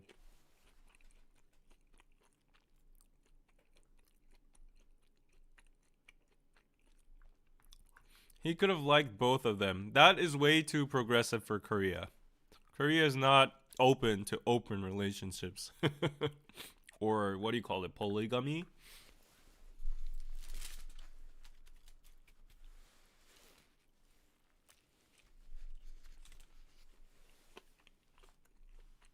Hmm. And there was another interesting report. So, Jung Woo-sung, he's a top actor. He gets a lot of advertisements because he appears in a lot of dramas and movies. And once that movie, the past movie, the most recent movie he was in, was called Seoul. It was about the rebellion against like the military regime. It was a historical movie, and it got over 10 million ticket sales, which is like a milestone in Korean ticket box offices. So if you get over 10 million, there's only like a handful of movies in Korean history that gets over 10 million ticket sales. So that was a recent movie that got that milestone. So normally what happens to the actors that appear in those movies, they get massive endorsements, massive, truckloads of advertisements. And he usually does like beer ads, he usually does like, insurance or whatever, like fashion ads, suit ads, all that kind of stuff. But there were some keen people that investigated after this and noticed that for the past year, in 2024, Jung Woo-sung had no endorsements at all. No TV ads or no advertisements at all. And people are speculating now that the only plausible reason to that, like other than he just wants to rest, I guess, is that he must have known and he didn't want to deal with like the contractual, you know, um breach of contract and stuff like that, because like if you're a model of a certain brand or product and you face a certain social controversy like this, then usually it's a breach of contract, and then they usually cut deals with the model and such. So that's a very interesting angle that some people found out, and I don't know how much to like actually believe it, but yeah, people have been really digging into this.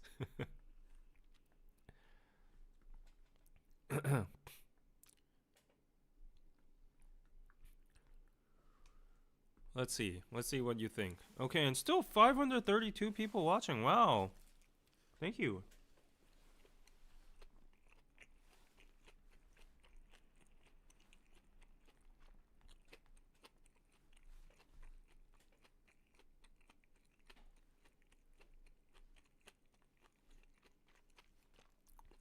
Okay, I'm done with my mandu, so please wait a bit. I don't know why the chat is frozen. I've been trying to fix it for the last 30 seconds, but let me try again.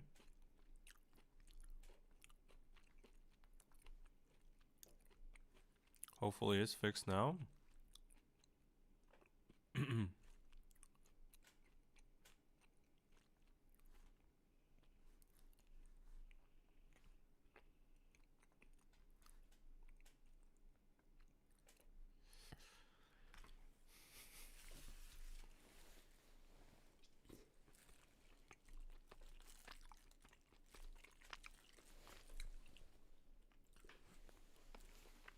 The chat is frozen. It's not been it's not fixed.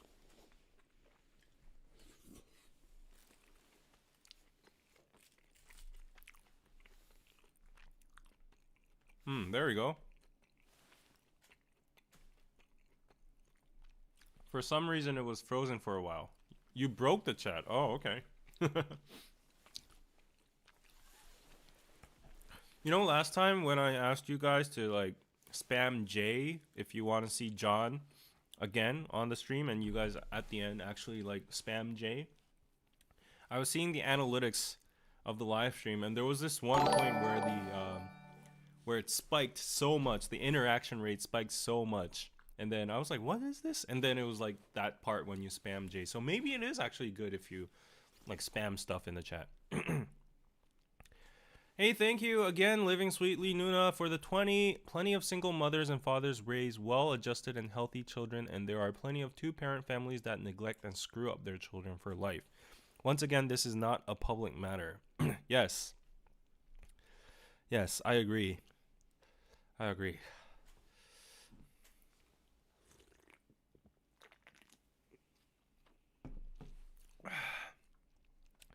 That's why I think South Korea needs to lighten up. There's too much pressure to be perfect, and people end up committing suicide. It's too much, says Get Arrow. And we got a PayPal from David.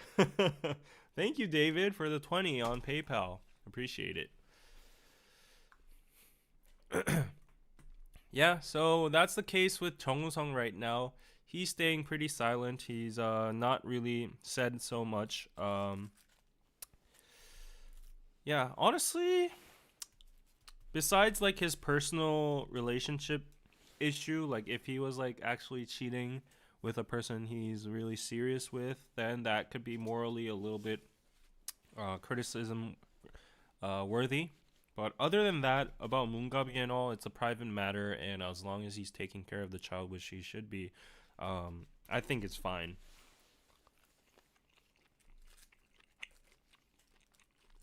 Korean people just like to like be very judgmental against people that don't fit in the box. But as I said again, if you add the narrative of him being disloyal and cheating, then that changes the whole narrative, right? So, in that perspective, that is definitely not good.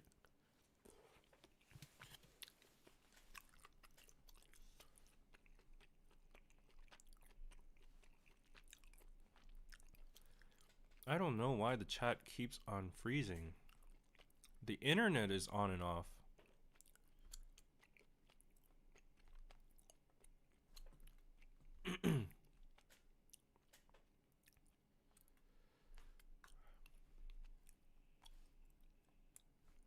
Strong families create strong societies. Yeah, but unfortunately, the concept of family, I guess the concept or the structure of family is actually kind of dissolving in Korean society right now. Nuclear families have become the mass majority, but even beyond that, people aren't even getting married, nor having children. So I don't know where society is going. And that's the end of a country, a nation.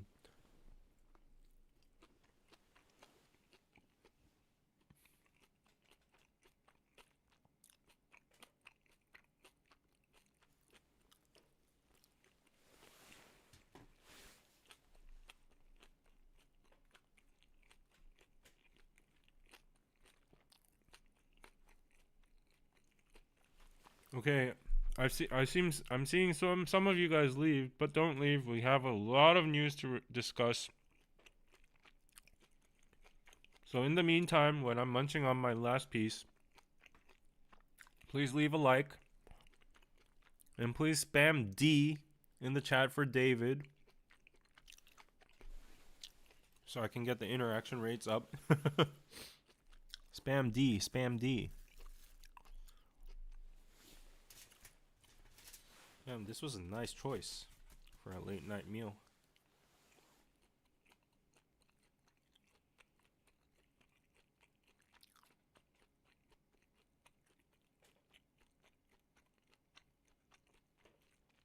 Yes, spam D, yes, thank you.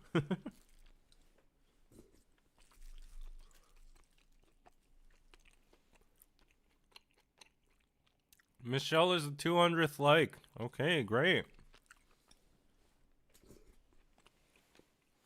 D for hood?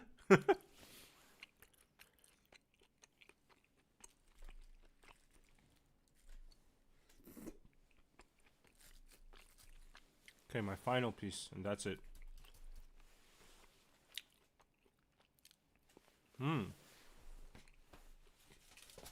잘 먹었습니다.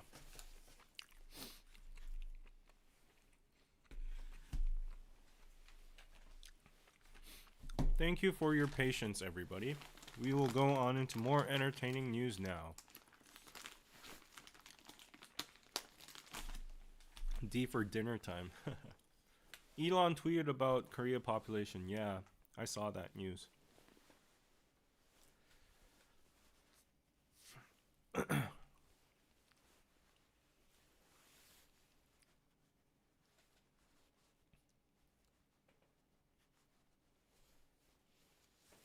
Well, he basically said that Korea's gonna go extinct in a few years.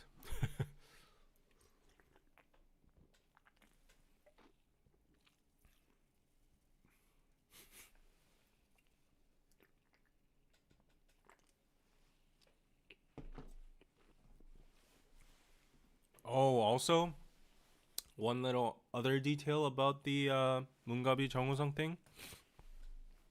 Another reason a lot of people kind of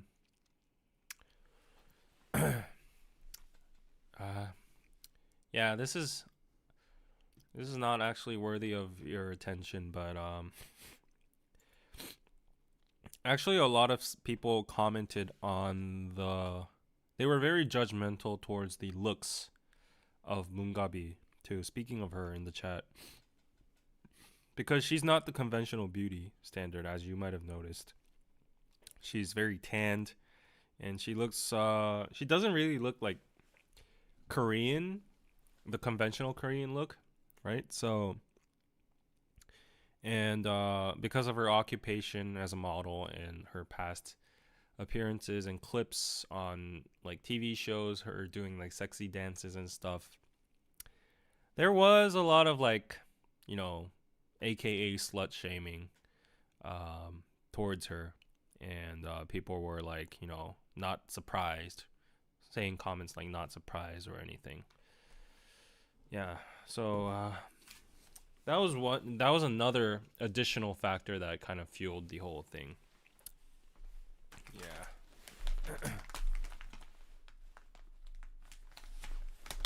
You thought she was Spanish? Honestly, I don't even know her ethnicity. Is she even Korean? Her name is Korean, Mungabi.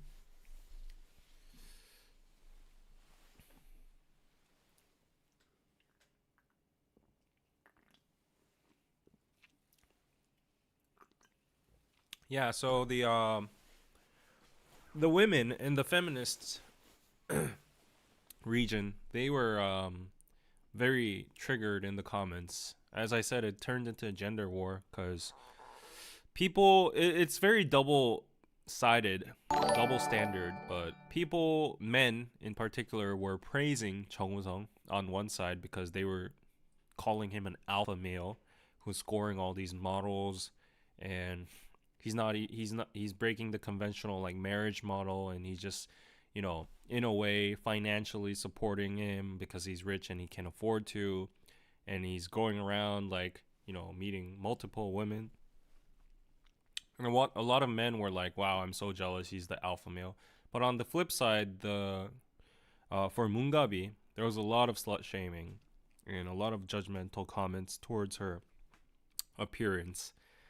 Yeah, about like her dark skin and how that reflects her personality, and why that would have linked to like, you know, light-hearted relationships and all that. So it was a mess. You know, the internet, and I feel like humanity, not only just Korea has its definitely has its unique part of let's say bigotry, but yeah, the internet is a nasty place. She's 100% Korean, she said. Okay. Rachel, thank you. This is why I love the new K drama family by choice. Drama family by choice. It really shows how putting down someone's family can harm them, and how I love defined by action. How love I define by action, not blood. Okay. Well, thanks for the recommendation. Rachel recommends the K drama family by choice. Go check it out, guys. Nova says, I also thought she was Korean American or Western. The Korean Western girls I know look like her, all tanned and dramatic makeup. I thought she was a Filipino. Yeah. People in the chat seem to have different assumptions of her nationality. So definitely, yeah, Korean people would have been confused on her ethnicity.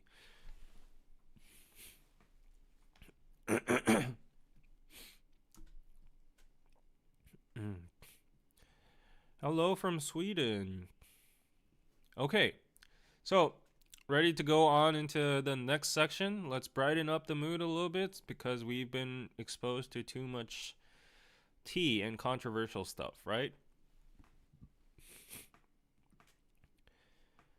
Yeah, so before we go on, just lend me 1 minute of your time, please, because, of course, this is my shop store, piroso.net, where I sell Korean authentic products and the best Korean accessories, fashion you can't find anywhere on the internet other than here. Won't find these on Amazon. So the demure hanbok setup, refined and versatile daily hanbok, is still on sale. It's still on pre-sale. You won't be able to purchase it with this price. Right now, it's been actually selling well. So thank you for all the purchases. As I said, I wasn't expecting that much because of the barrier of it being a hanbok, but yeah, you guys seem to be liking it. So there's the night letter set and the fireworks set. The difference is the color of the blouses. I don't know what you call it, the skirts. And as you can see, it's a hanbok inspired top over here, and it looks very modern at the same time. Nobody would actually notice that it's like hanbok inspired if you just wear the top by itself, and it looks very comfy, right? So yeah, you can get all the detailed information about this hanbok, the daily hanbok over here. As I said, it looks almost like a COS brand, shirt. The history and the inspiration behind it, you can see it over here. And yeah, cute model. Yeah, over here. And try it out. So if you want to gift for yourself, try it out. This is a brand called Hihe, and they sell these modernized hanboks over here. They're daily wear, so very comfortable, very loose fit. So might as well check it out, right? So go check this out. This is the product we are pushing at the moment. It's as we said, it is on pre-sale, pre-order. So we will be shipping it all at once after December 10th. Perfect present for the year end, right? Check that out. And we have a new brand called Ashie-chan. This is another hanbok brand, but we haven't uploaded the hanbok products yet because we want to focus on promoting the Hihe daily hanbok at the moment. But look forward to a massive update. I've uploaded like 7-8 plus modern hanboks from this brand. They are really awesome. So I'll update you on the latter live streams, upcoming live streams. But in the meantime, we've uploaded accessories like bags, and you can use these as grocery bags or notebook bags or whatever. They have Korean patterns on it. If it's cold in your region, you can use these, what do you call them? Brocades, mufflers, or hats with fur on it. It's Korean inspired too. You can use it as cute accessories. There you go. And this is a very unique raincoat over here. It has flower patterns, floral Korean patterns inspired by, tradition. Free size raincoat. I know it's expensive, but if you live in a rainy region and if you want to be fashionable even in the rain, this is the best raincoat you'll ever get. And go check out our modern shop as usual. Very cute pins, pens, notebooks with the 12 zodiacs. You can choose your own zodiac. We have the photo card set. Might as well add that to your cart. It's only like $10, $7 over here. We have great glasses, cups, accessories, bags with a lot of Korean traditional patterns, modernized Seoul patterns as well. We have handmade crafts, kitchenware, beautiful plates with blue shadow patterns, and very hip clothes, patterns, jewelry, all that kind of stuff. If you go to the traditional shop over here, we have totally different products. We're selling the newbie bag again, our best seller of all time. We are selling the white version as well, so you can now purchase the white newbie bag. Yes, along with the norige. Norige is the accessory dangling on there. And that is our friend Jerry, K Explorer, who did the modeling for it. Very cool, right? So go check this out. Yeah, go get yourself a present for Thanksgiving and upcoming Christmas. Diaries, plates, hanbok plates. Very cute plate. One of my favorite items over here. Yeah, very good home warming gift. And umbrellas, all that kind of stuff. So go check out piroso.net. And right now there is a little bit of a suspension with FedEx, but no worries. It's going to be shipped in no time. We have our Piroso t-shirts as well. The Jungkook bucket hats, Jungkook's favorite item over here. If you're an army, you can buy the Korean army t-shirt. So yeah, a lot of BTS related products here too. Bracelets worn by V, bracelets worn by Suga, MBTI t-shirts, all that. So go check this all out on piroso.net. If you use the coupon code KPC, you get a 10% discount. And thank you for listening to my promotion. Favorite, everything is beautiful. Thank you, Lauren. I'm seeing a lot of fireworks, which means super chat. So maybe I missed some. Let me go back at them since they're not in the doc. Can I have a hanbok for Hanukkah, David? I'm sorry, you gotta purchase it. You don't have to purchase it, but yeah, by principle, everyone has to purchase it. Rachel, thank you for the 2. Would you ever do pay installments for Piroso? What is pay installments? I don't know what that is, but you can suggest. Yeah. So let's go on to the next news. Okay, let's go through this quick because we're at the 2-hour mark. Let's try to finish this within 30 minutes. Yes. Quick question here, Miss Ladybug. Hi, David. Which month do you recommend to visit Korea? 219th like. Thank you. Definitely. I won't specify a month, but definitely spring and fall. Either one of those. Avoid winter at all costs. Do not come during winter. Winter is the worst season in Korea. I would say April would be the best season, personally, because you can see the cherry blossoms, and the breeze is good. Everything's just very romantic. Couples cuddling everywhere, or if you're lucky, if you come during late October to early November or mid-November, you can catch the autumn leaves and the fall vibes, which are very good. If you go to like a cafe with a huge window and just sit there and admire the leaves, that's just the best thing to do. So yeah, I would say those months. Okay. So let's go on. Yeah, so this was very interesting. That's why I brought it. So apparently the 4 members of One Verse, Hyuk, Seok, Aito, and Kenny, are about to achieve the first milestone that countless K-pop trainees dream of, an official debut with an album and showcase. But what's special about them is that this group, tirelessly honing their skills with the goal of debuting by the end of this year, has one special distinction. It is the first K-pop group featuring North Korean defectors. So they're from North Korea. They escaped North Korea. and arrived in South Korea 10 years and 5 years ago, respectively. Make their official debut, they will become the first North Korean defector idols in K-pop history. So Hyuk, who was a 꽃제비, a child living on the streets, fled North Korea in 2012 after receiving a message from his mother who had defected the previous year. The 12-year-old boy fled alone, meeting other defectors just before crossing the Chinese border, arriving in South Korea in January 2013 after a grueling 6-month journey. It is really, really hard to defect from North Korea. You almost get killed. There is a high chance you get killed on the border. You get shot. Life in North Korea was hard. From the age of 9, I lived on the streets, begging for food to survive, said Hyuk in an interview with the Korea Herald on October 15th. And then, for Hyuk, he never imagined he could pursue a career as a K-pop singer. I didn't know much about K-pop, but in high school, I wrote rap lyrics for fun and performed at a school talent show. My teacher encouraged me to keep pursuing it, which made me want to become a rapper.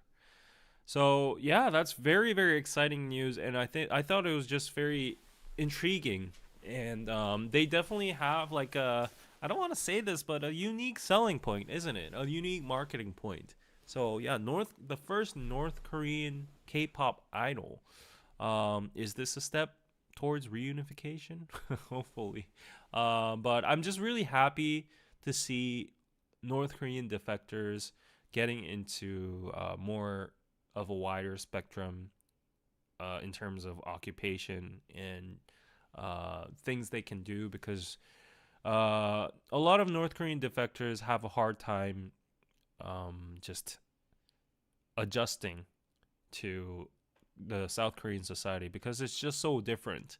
And also, they don't really have, the skill sets to have high paid jobs or jobs with expertise. They don't have like South Korean degrees or anything. Also, they can't really do like physically demanding jobs because most of them are very malnourished. So yeah, like it's just very limited for them, limited opportunities for them. They have different accents, and the label that they're from North Korea actually follows them all around. And it's yeah, like there are a lot of limitations, but I feel like these two members are setting a very good example to other North Korean defectors, showing them that if you really want to pursue something in South Korea, you can, and it's just widening the spectrum. And I respect that, and I just wish the best for their careers. They're debuting. Their name is One Verse, and it's almost the end of the year, so hopefully they come out with a banger, and hopefully they got a lot of attention, and wishing the best for them. So yeah, show them some support, and yeah. They deserve nothing but love and support. If you don't like them, fine, but keep it kind or keep it to yourself. Yes, that's wonderful. What's the group's name? It's called One Verse. One as a one, like number one.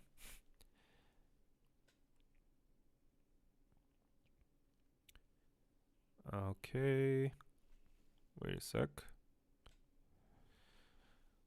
Oh wow, thank you Dorothy for the 30 on PayPal. Thank you so much. Pizza, to apologize to you for the start of all the drama with NewJeans and MiniJeans started, and hope you accept my apology. Thank you. I do not know what you're referring from, but you do not need to apologize for anything. If you are a viewer of my channel, you can have opinions, and I don't know what you're referring to, ironically. But thank you so much for the PayPal. Whatever it is, I hope you don't like have it in your heart, because like yeah, I don't know what you're talking about. So that's a good thing, right? So yeah. But thank you, Dorothy, and another shout out to I don't know if this is your name, Claudia, for buying the white newbie bag and Norige keyring. Thank you so much. Yes, from California, you will get your shipping fast. So thank you so much. One Verse with the number one. Yes, that's the name. I hope they never tour in China. That could be dangerous for them. Yeah, that's true. That's true. Okay, next news. So we got to talk about this. The reason that I am wearing my padded jacket in my office right now is because Seoul snowfall now third heaviest on record. Heavy snow beset Seoul and what is beset? Heavy snow beset Seoul and the surrounding areas for a second consecutive day, Thursday, with the total snowfall in the capital marking the third heaviest snowfall on record in the city. At 8 a.m., Seoul's accumulated snowfall reached 28.6 centimeters at the capital's official measurement site in the Jongno-gu district. This was most in November since records began in 1907. Yeah, so this was how Seoul was looking for the past 2 days. Everything was covered with snow. You've probably seen these pictures on Instagram from every other person's versions of it. Wow, this is beautiful actually. This is actually stunning. This is the Blue House in Gyeongbokgung Palace over here. Wow, I've never seen it really covered with this much snow, but this is actually stunning. Wow. Yeah, and then there was snow everywhere. I was very surprised because you know how I'm an owl, and I was just working until 6 a.m. and I woke up at 2 or something, and when I saw outside the window, it was a winter wonderland. Yeah, it was crazy.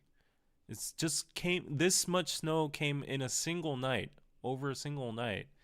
Yeah, it was just crazy. And I saw Anna posting something about like her dancing in the snow and stuff. But yeah, even the palaces shut down over the record snow. So even though it was beautiful and all, it was creating some barriers and some hurdles for people to transport and commute back and forth on the roads. Especially, there were unfortunately very bad cases of car crashes and accidents. I heard there was a 50 a 50 car collision together. Yeah, because of the snow and slippery road. So yeah, while it is beautiful, snow can be very dangerous at the same time. So apparently the royal palaces, royal tombs, and all the royal shrines were closed for Thursday over safety concerns.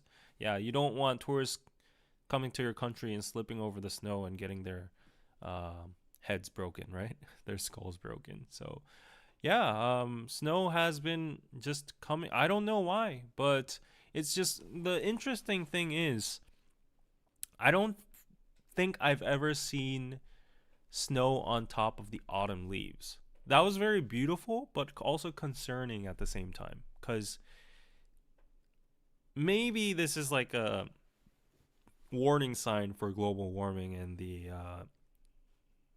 unnatural climate change effects and stuff. Because like snow and foliage together, that doesn't seem right. I don't think I've ever seen it in my life, but I've seen a lot of people uploading the pictures on Instagram, and it was very beautiful. I was even walking to my office the other day through that park, and there was a lot of red and yellow leaves just still intact with the tree. They didn't even fall down, but they were all covered with snow. So it was a very peculiar thing. But it just got me concerned for a while. Yeah. You watched it on the news? Yeah. Everybody was just very happy with the snow, though. Yeah, I saw a lot of kids just, making snowmans, fighting with snowballs and stuff. So it was really cute. South Sweden had snow for one day, and immediately there were big problems in traffic. Ugh, you gotta be careful. Gotta be careful.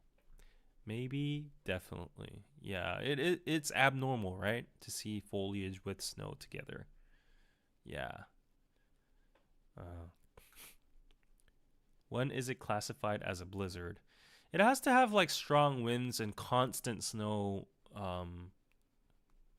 coming down from the sky, and it has to be like freezing and stuff to be a blizzard, no? But this one is just like it just came overnight, and there wasn't even snow falling. Like it just covered the whole ground and the trees and everywhere and just stopped like that. Yeah. Let's send the snow in your city in Winter Wonderland. Yeah. I was so shocked and jealous when I saw your Instagram story. It definitely been cold enough for snow over here in the UK, but no luck so far. I love having snow days. Snow is no work, really? In that case, that's very good.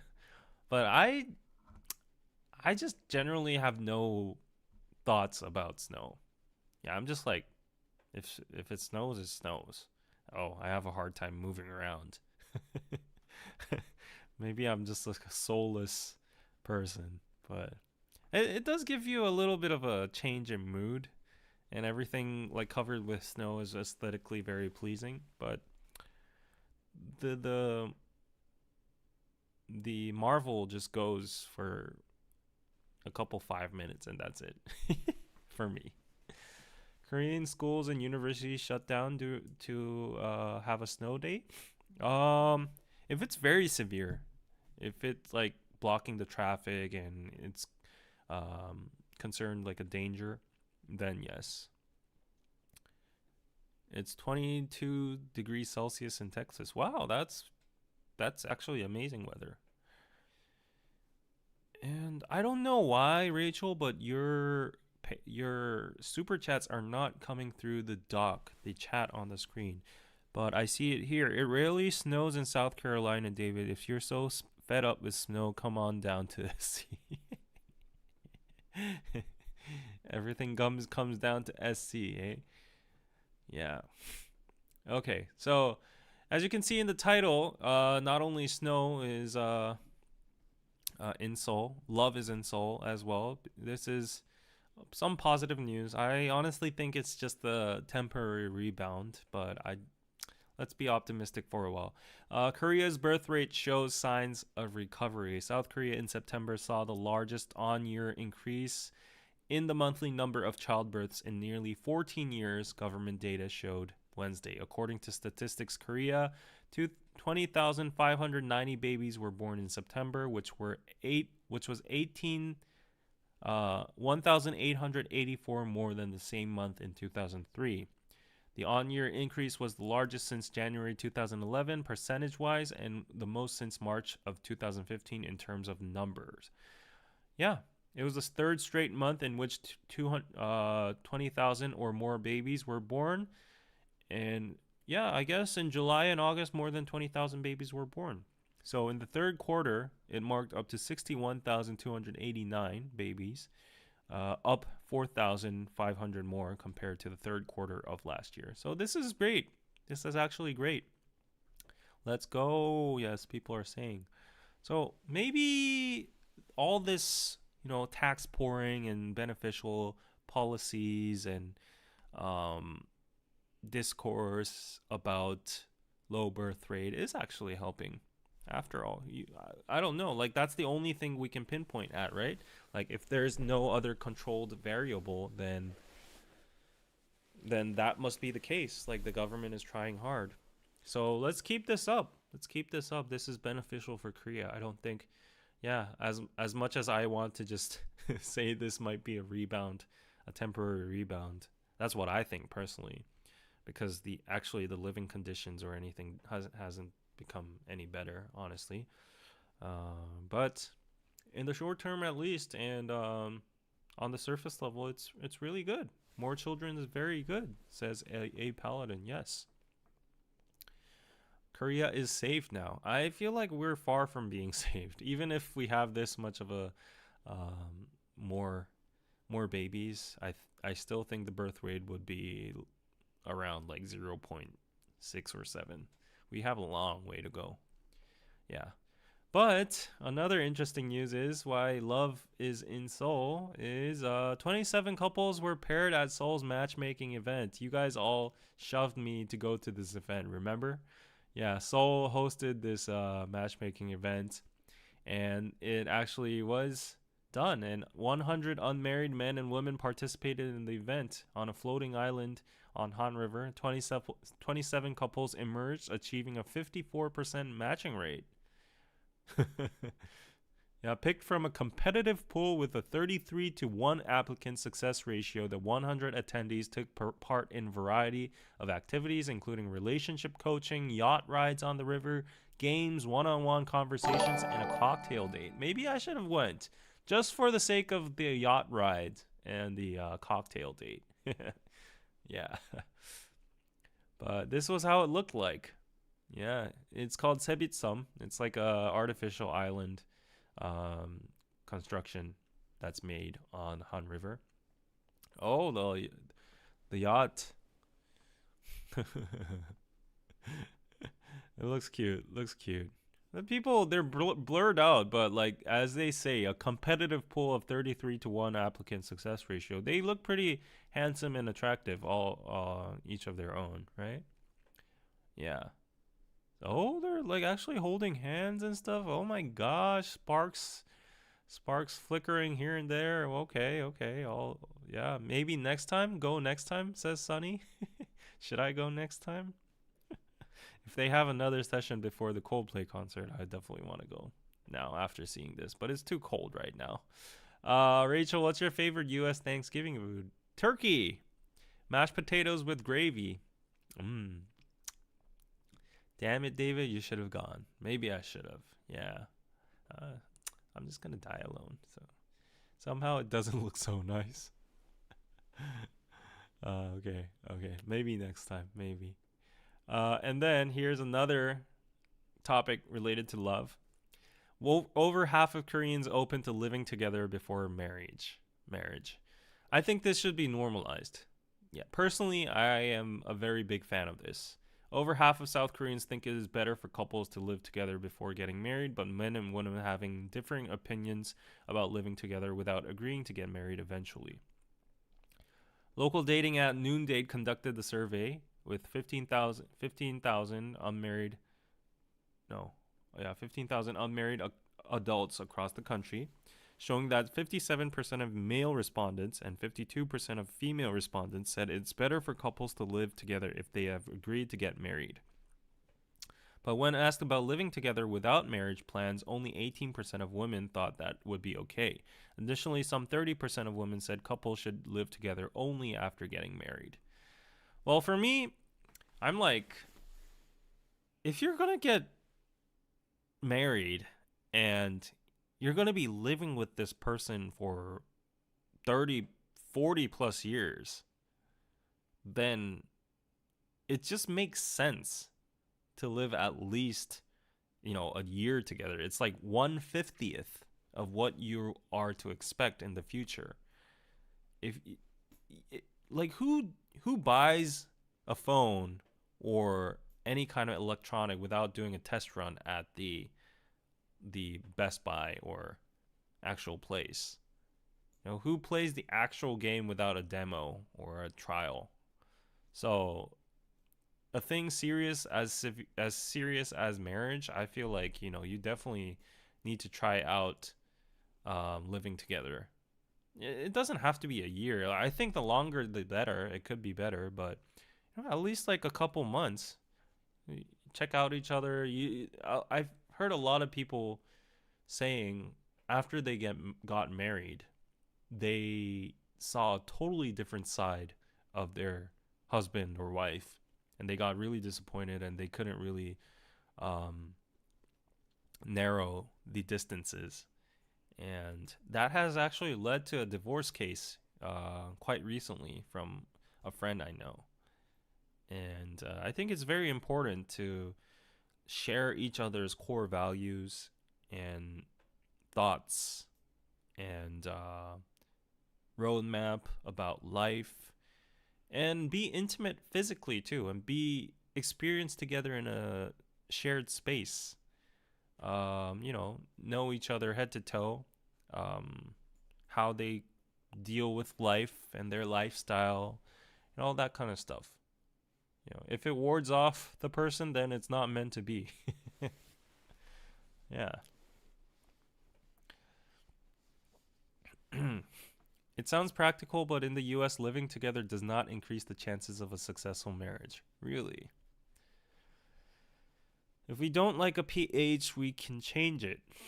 a phone, but that can't be done with a woman after living together. Sounds like Korea needs more red pill content tailored to their culture. Where did this come from? Completely agree. Jessica, that's my story. Marriage changed him, so I'm divorced. Oh. Also, cohabitation tends to benefit men more than women. I guess that's why maybe men were more favorable towards it. That's a guy mentality? Really? Why? I don't understand. Isn't it good? Isn't it mutually beneficial to know more about each other before you get into a marriage? Me too. You get to know each other way better when you live together. Yeah. Who answers all these surveys? I ignore all of them. True, true. The realest comment out there. Living together without marriage are very common in Sweden. Cohabitation called sambo. Oh, we call it 동거. But apparently, a lot of conservative parents don't like 동거 because still parents think their children should be virgins, and because if you're living together before marriage, that means you're having a lot of sex together, and that means it takes away the value of the first night and having sex and being pure and all that. Yeah.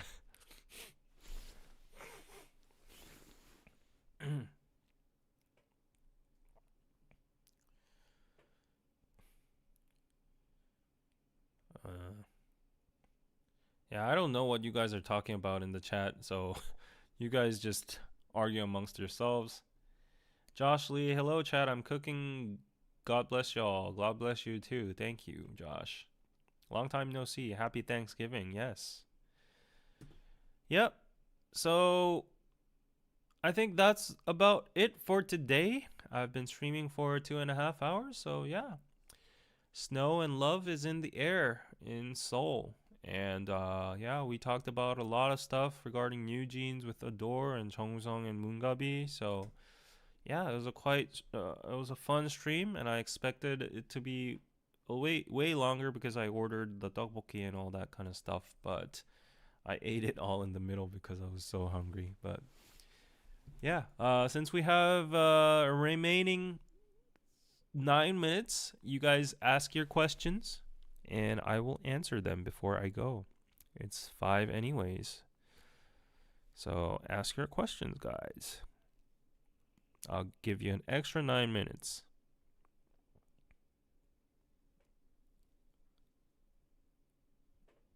Let me just check my Bitcoin. Oh, yes. Oh, I love checking it every single time. Money is being copy-paste. Yes.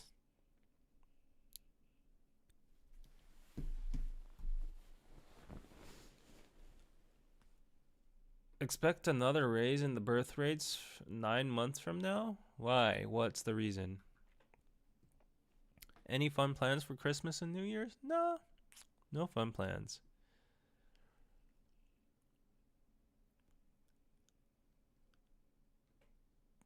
How's the Z Flip? It's amazing. I'm using it to the fullest, and I'm so glad I'm using it. It's totally walletless right now. I can use it as like my transportation card and everything. I've been vlogging with the front camera a lot, and it's just a oh shit. It's just a very satisfying feeling when you just like flick it open and like shut it. Yeah. It just fits perfectly in your pocket, and it's really nice. First time I've caught a weekday stream live. Thank you. No, thank you.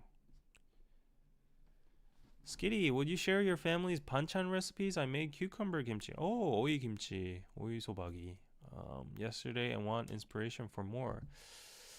My family doesn't have a lot of banchan recipes.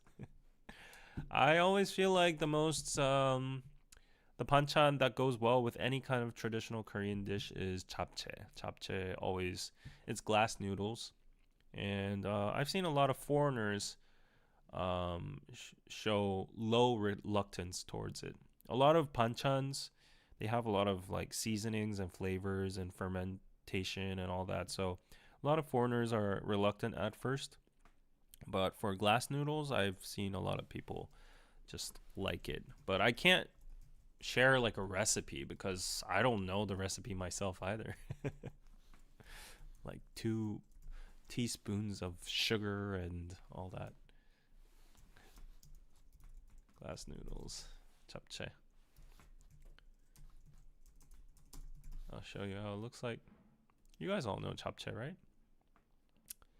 Yeah, it's one of my favorites. Put in like eggs and beef and some, what do you call them? Little green pumpkins and carrot. Slice it all up with the glass noodles. Put some sesame seeds on it. And voila, you have it. Here's the recipe for you. Oh, there we go. There you go. Looks very good, right? Steak, eggs, zucchini, carrot, onion, and mushrooms. Yes. For the sauce, you need oil, soy sauce, brown sugar, black pepper, sesame oil. There you go. This is how you make glass noodles. I'll just put it in the chat just in case you want to try it out for this evening or this day. Japchae is a main dish. You can have many. Yeah, if you want it to be a main dish, you can have a lot. But I usually use it as like a side dish. Have it as a side dish. It's usually the one you get like at buffets next to your rice and soup.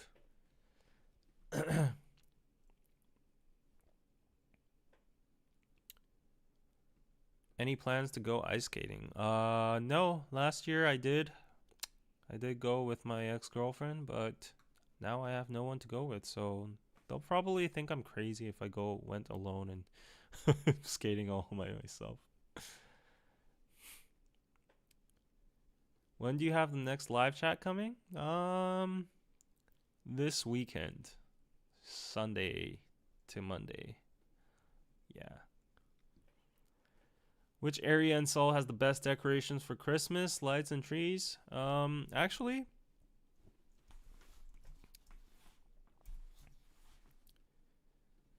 this is not an ad. If you go to our blog on Piroso, I wrote a piece about it. Top 5 places to visit in Seoul during the winter. So this is in Myeongdong. This is the Myeongdong Shinsegae. They have a media facade. Everybody lines up, takes pictures of it. Myeongdong is very well lit up with Christmas decorations. And then we have the Starfield Library at COEX. They have a gigantic Christmas tree right now over there. Cheonggyecheon, in the middle of Jongno, they have a gigantic tree too, but they have a light festival throughout this whole river, this stream. This is near Jonggak, Jongno. And Lotte World Tower, in front of Lotte World Tower, they have a carnival and a whole tree, and the whole tower itself is lit up to the 123rd floor. And we have the Grand Hyatt Hotel ice rink and the Seoul City Plaza ice rink. So they're well lit up. If I had to pick one place, I would go to Cheonggyecheon because it literally has a light festival and you hear the sound of the stream, and there's a lot of couples on the sides, and there are other places you can explore on the like side of the streams. Yeah, you can just go into any alleyway and you'll find explore, cafes, pubs, and all that. That was the first Korean dish you ever tried. It's delicious. Glad you loved it. Lots of YouTube recipe channels. Yes. Does Korea have snowboarding? Yes. My friend is a very avid snowboarder. And he's begging me to go all the time, but I'm like, nah, I don't like the hassle. I don't like winter sports. David, you are cute and you want a girlfriend, so put yourself out there. Yeah, maybe I should. More than now. Thank you, by the way.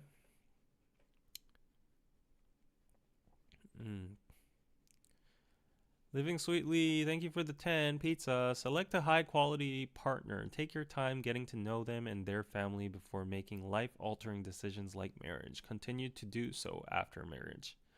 Yes.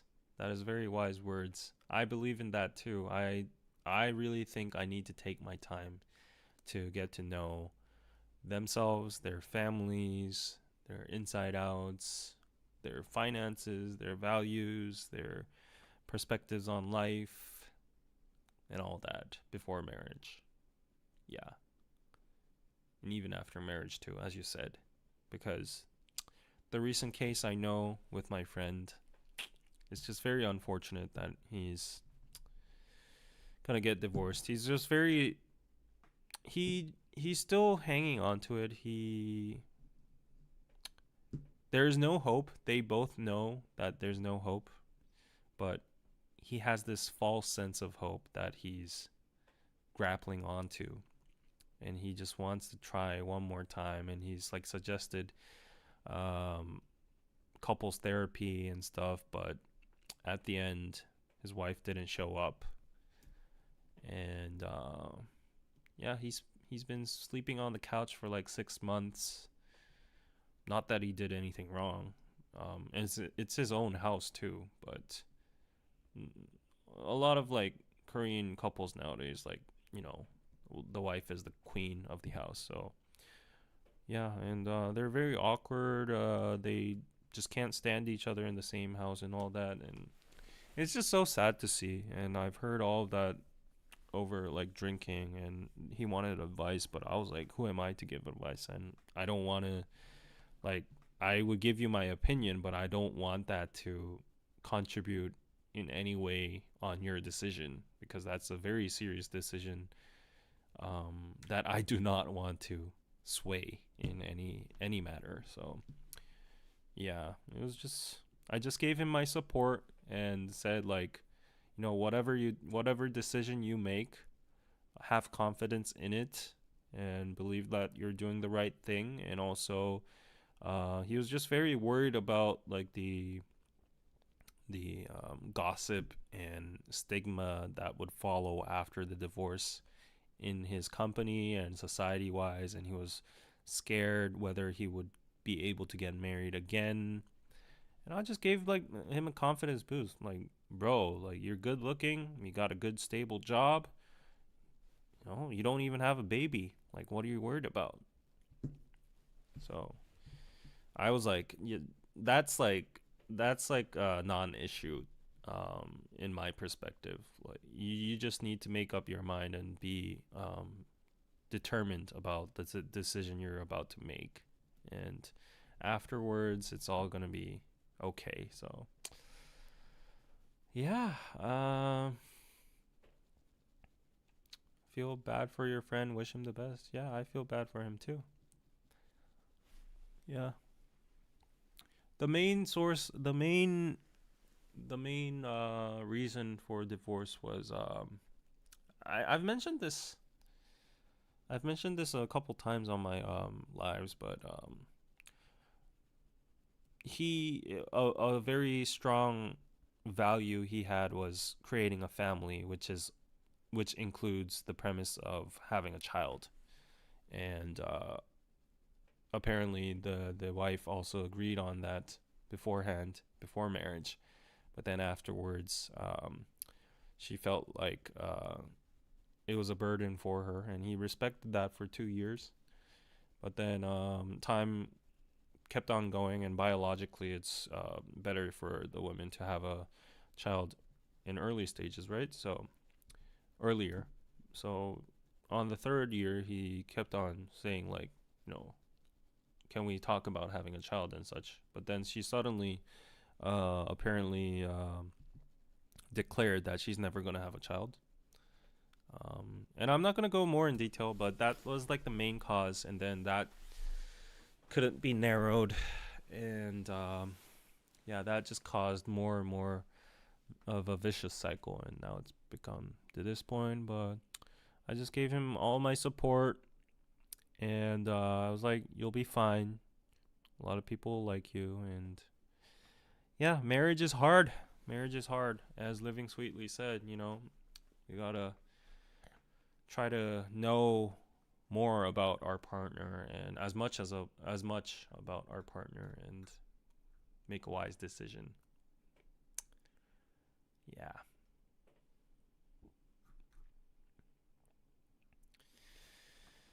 Uh-huh.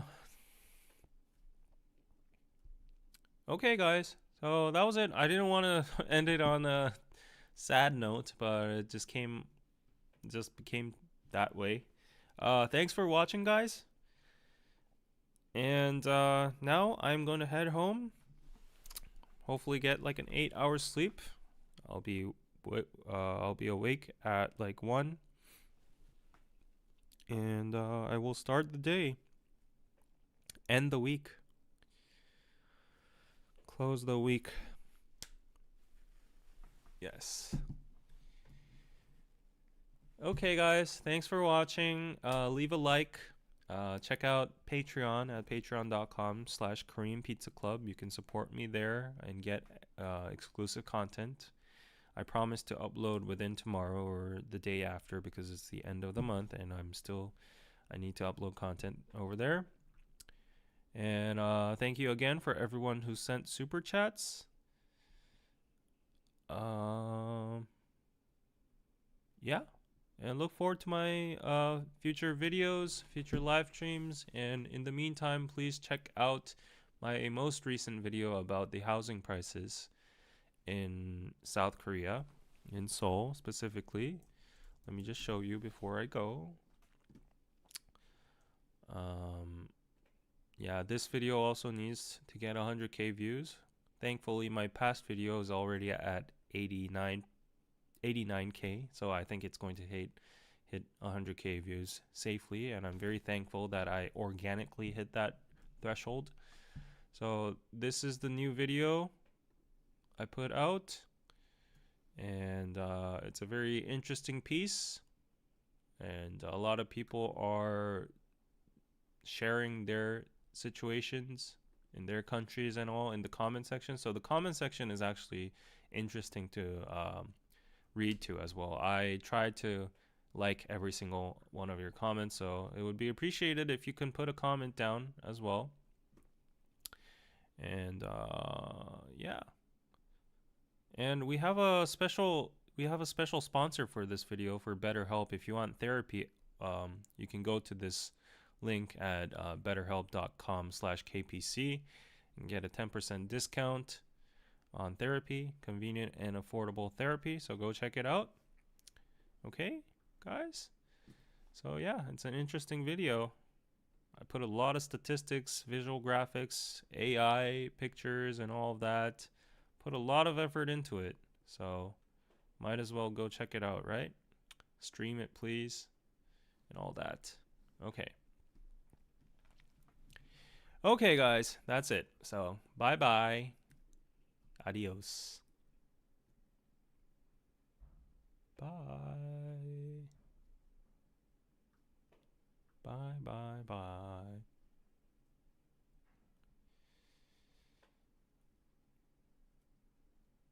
Yeah, I'm just scrolling through the comments and saying bye.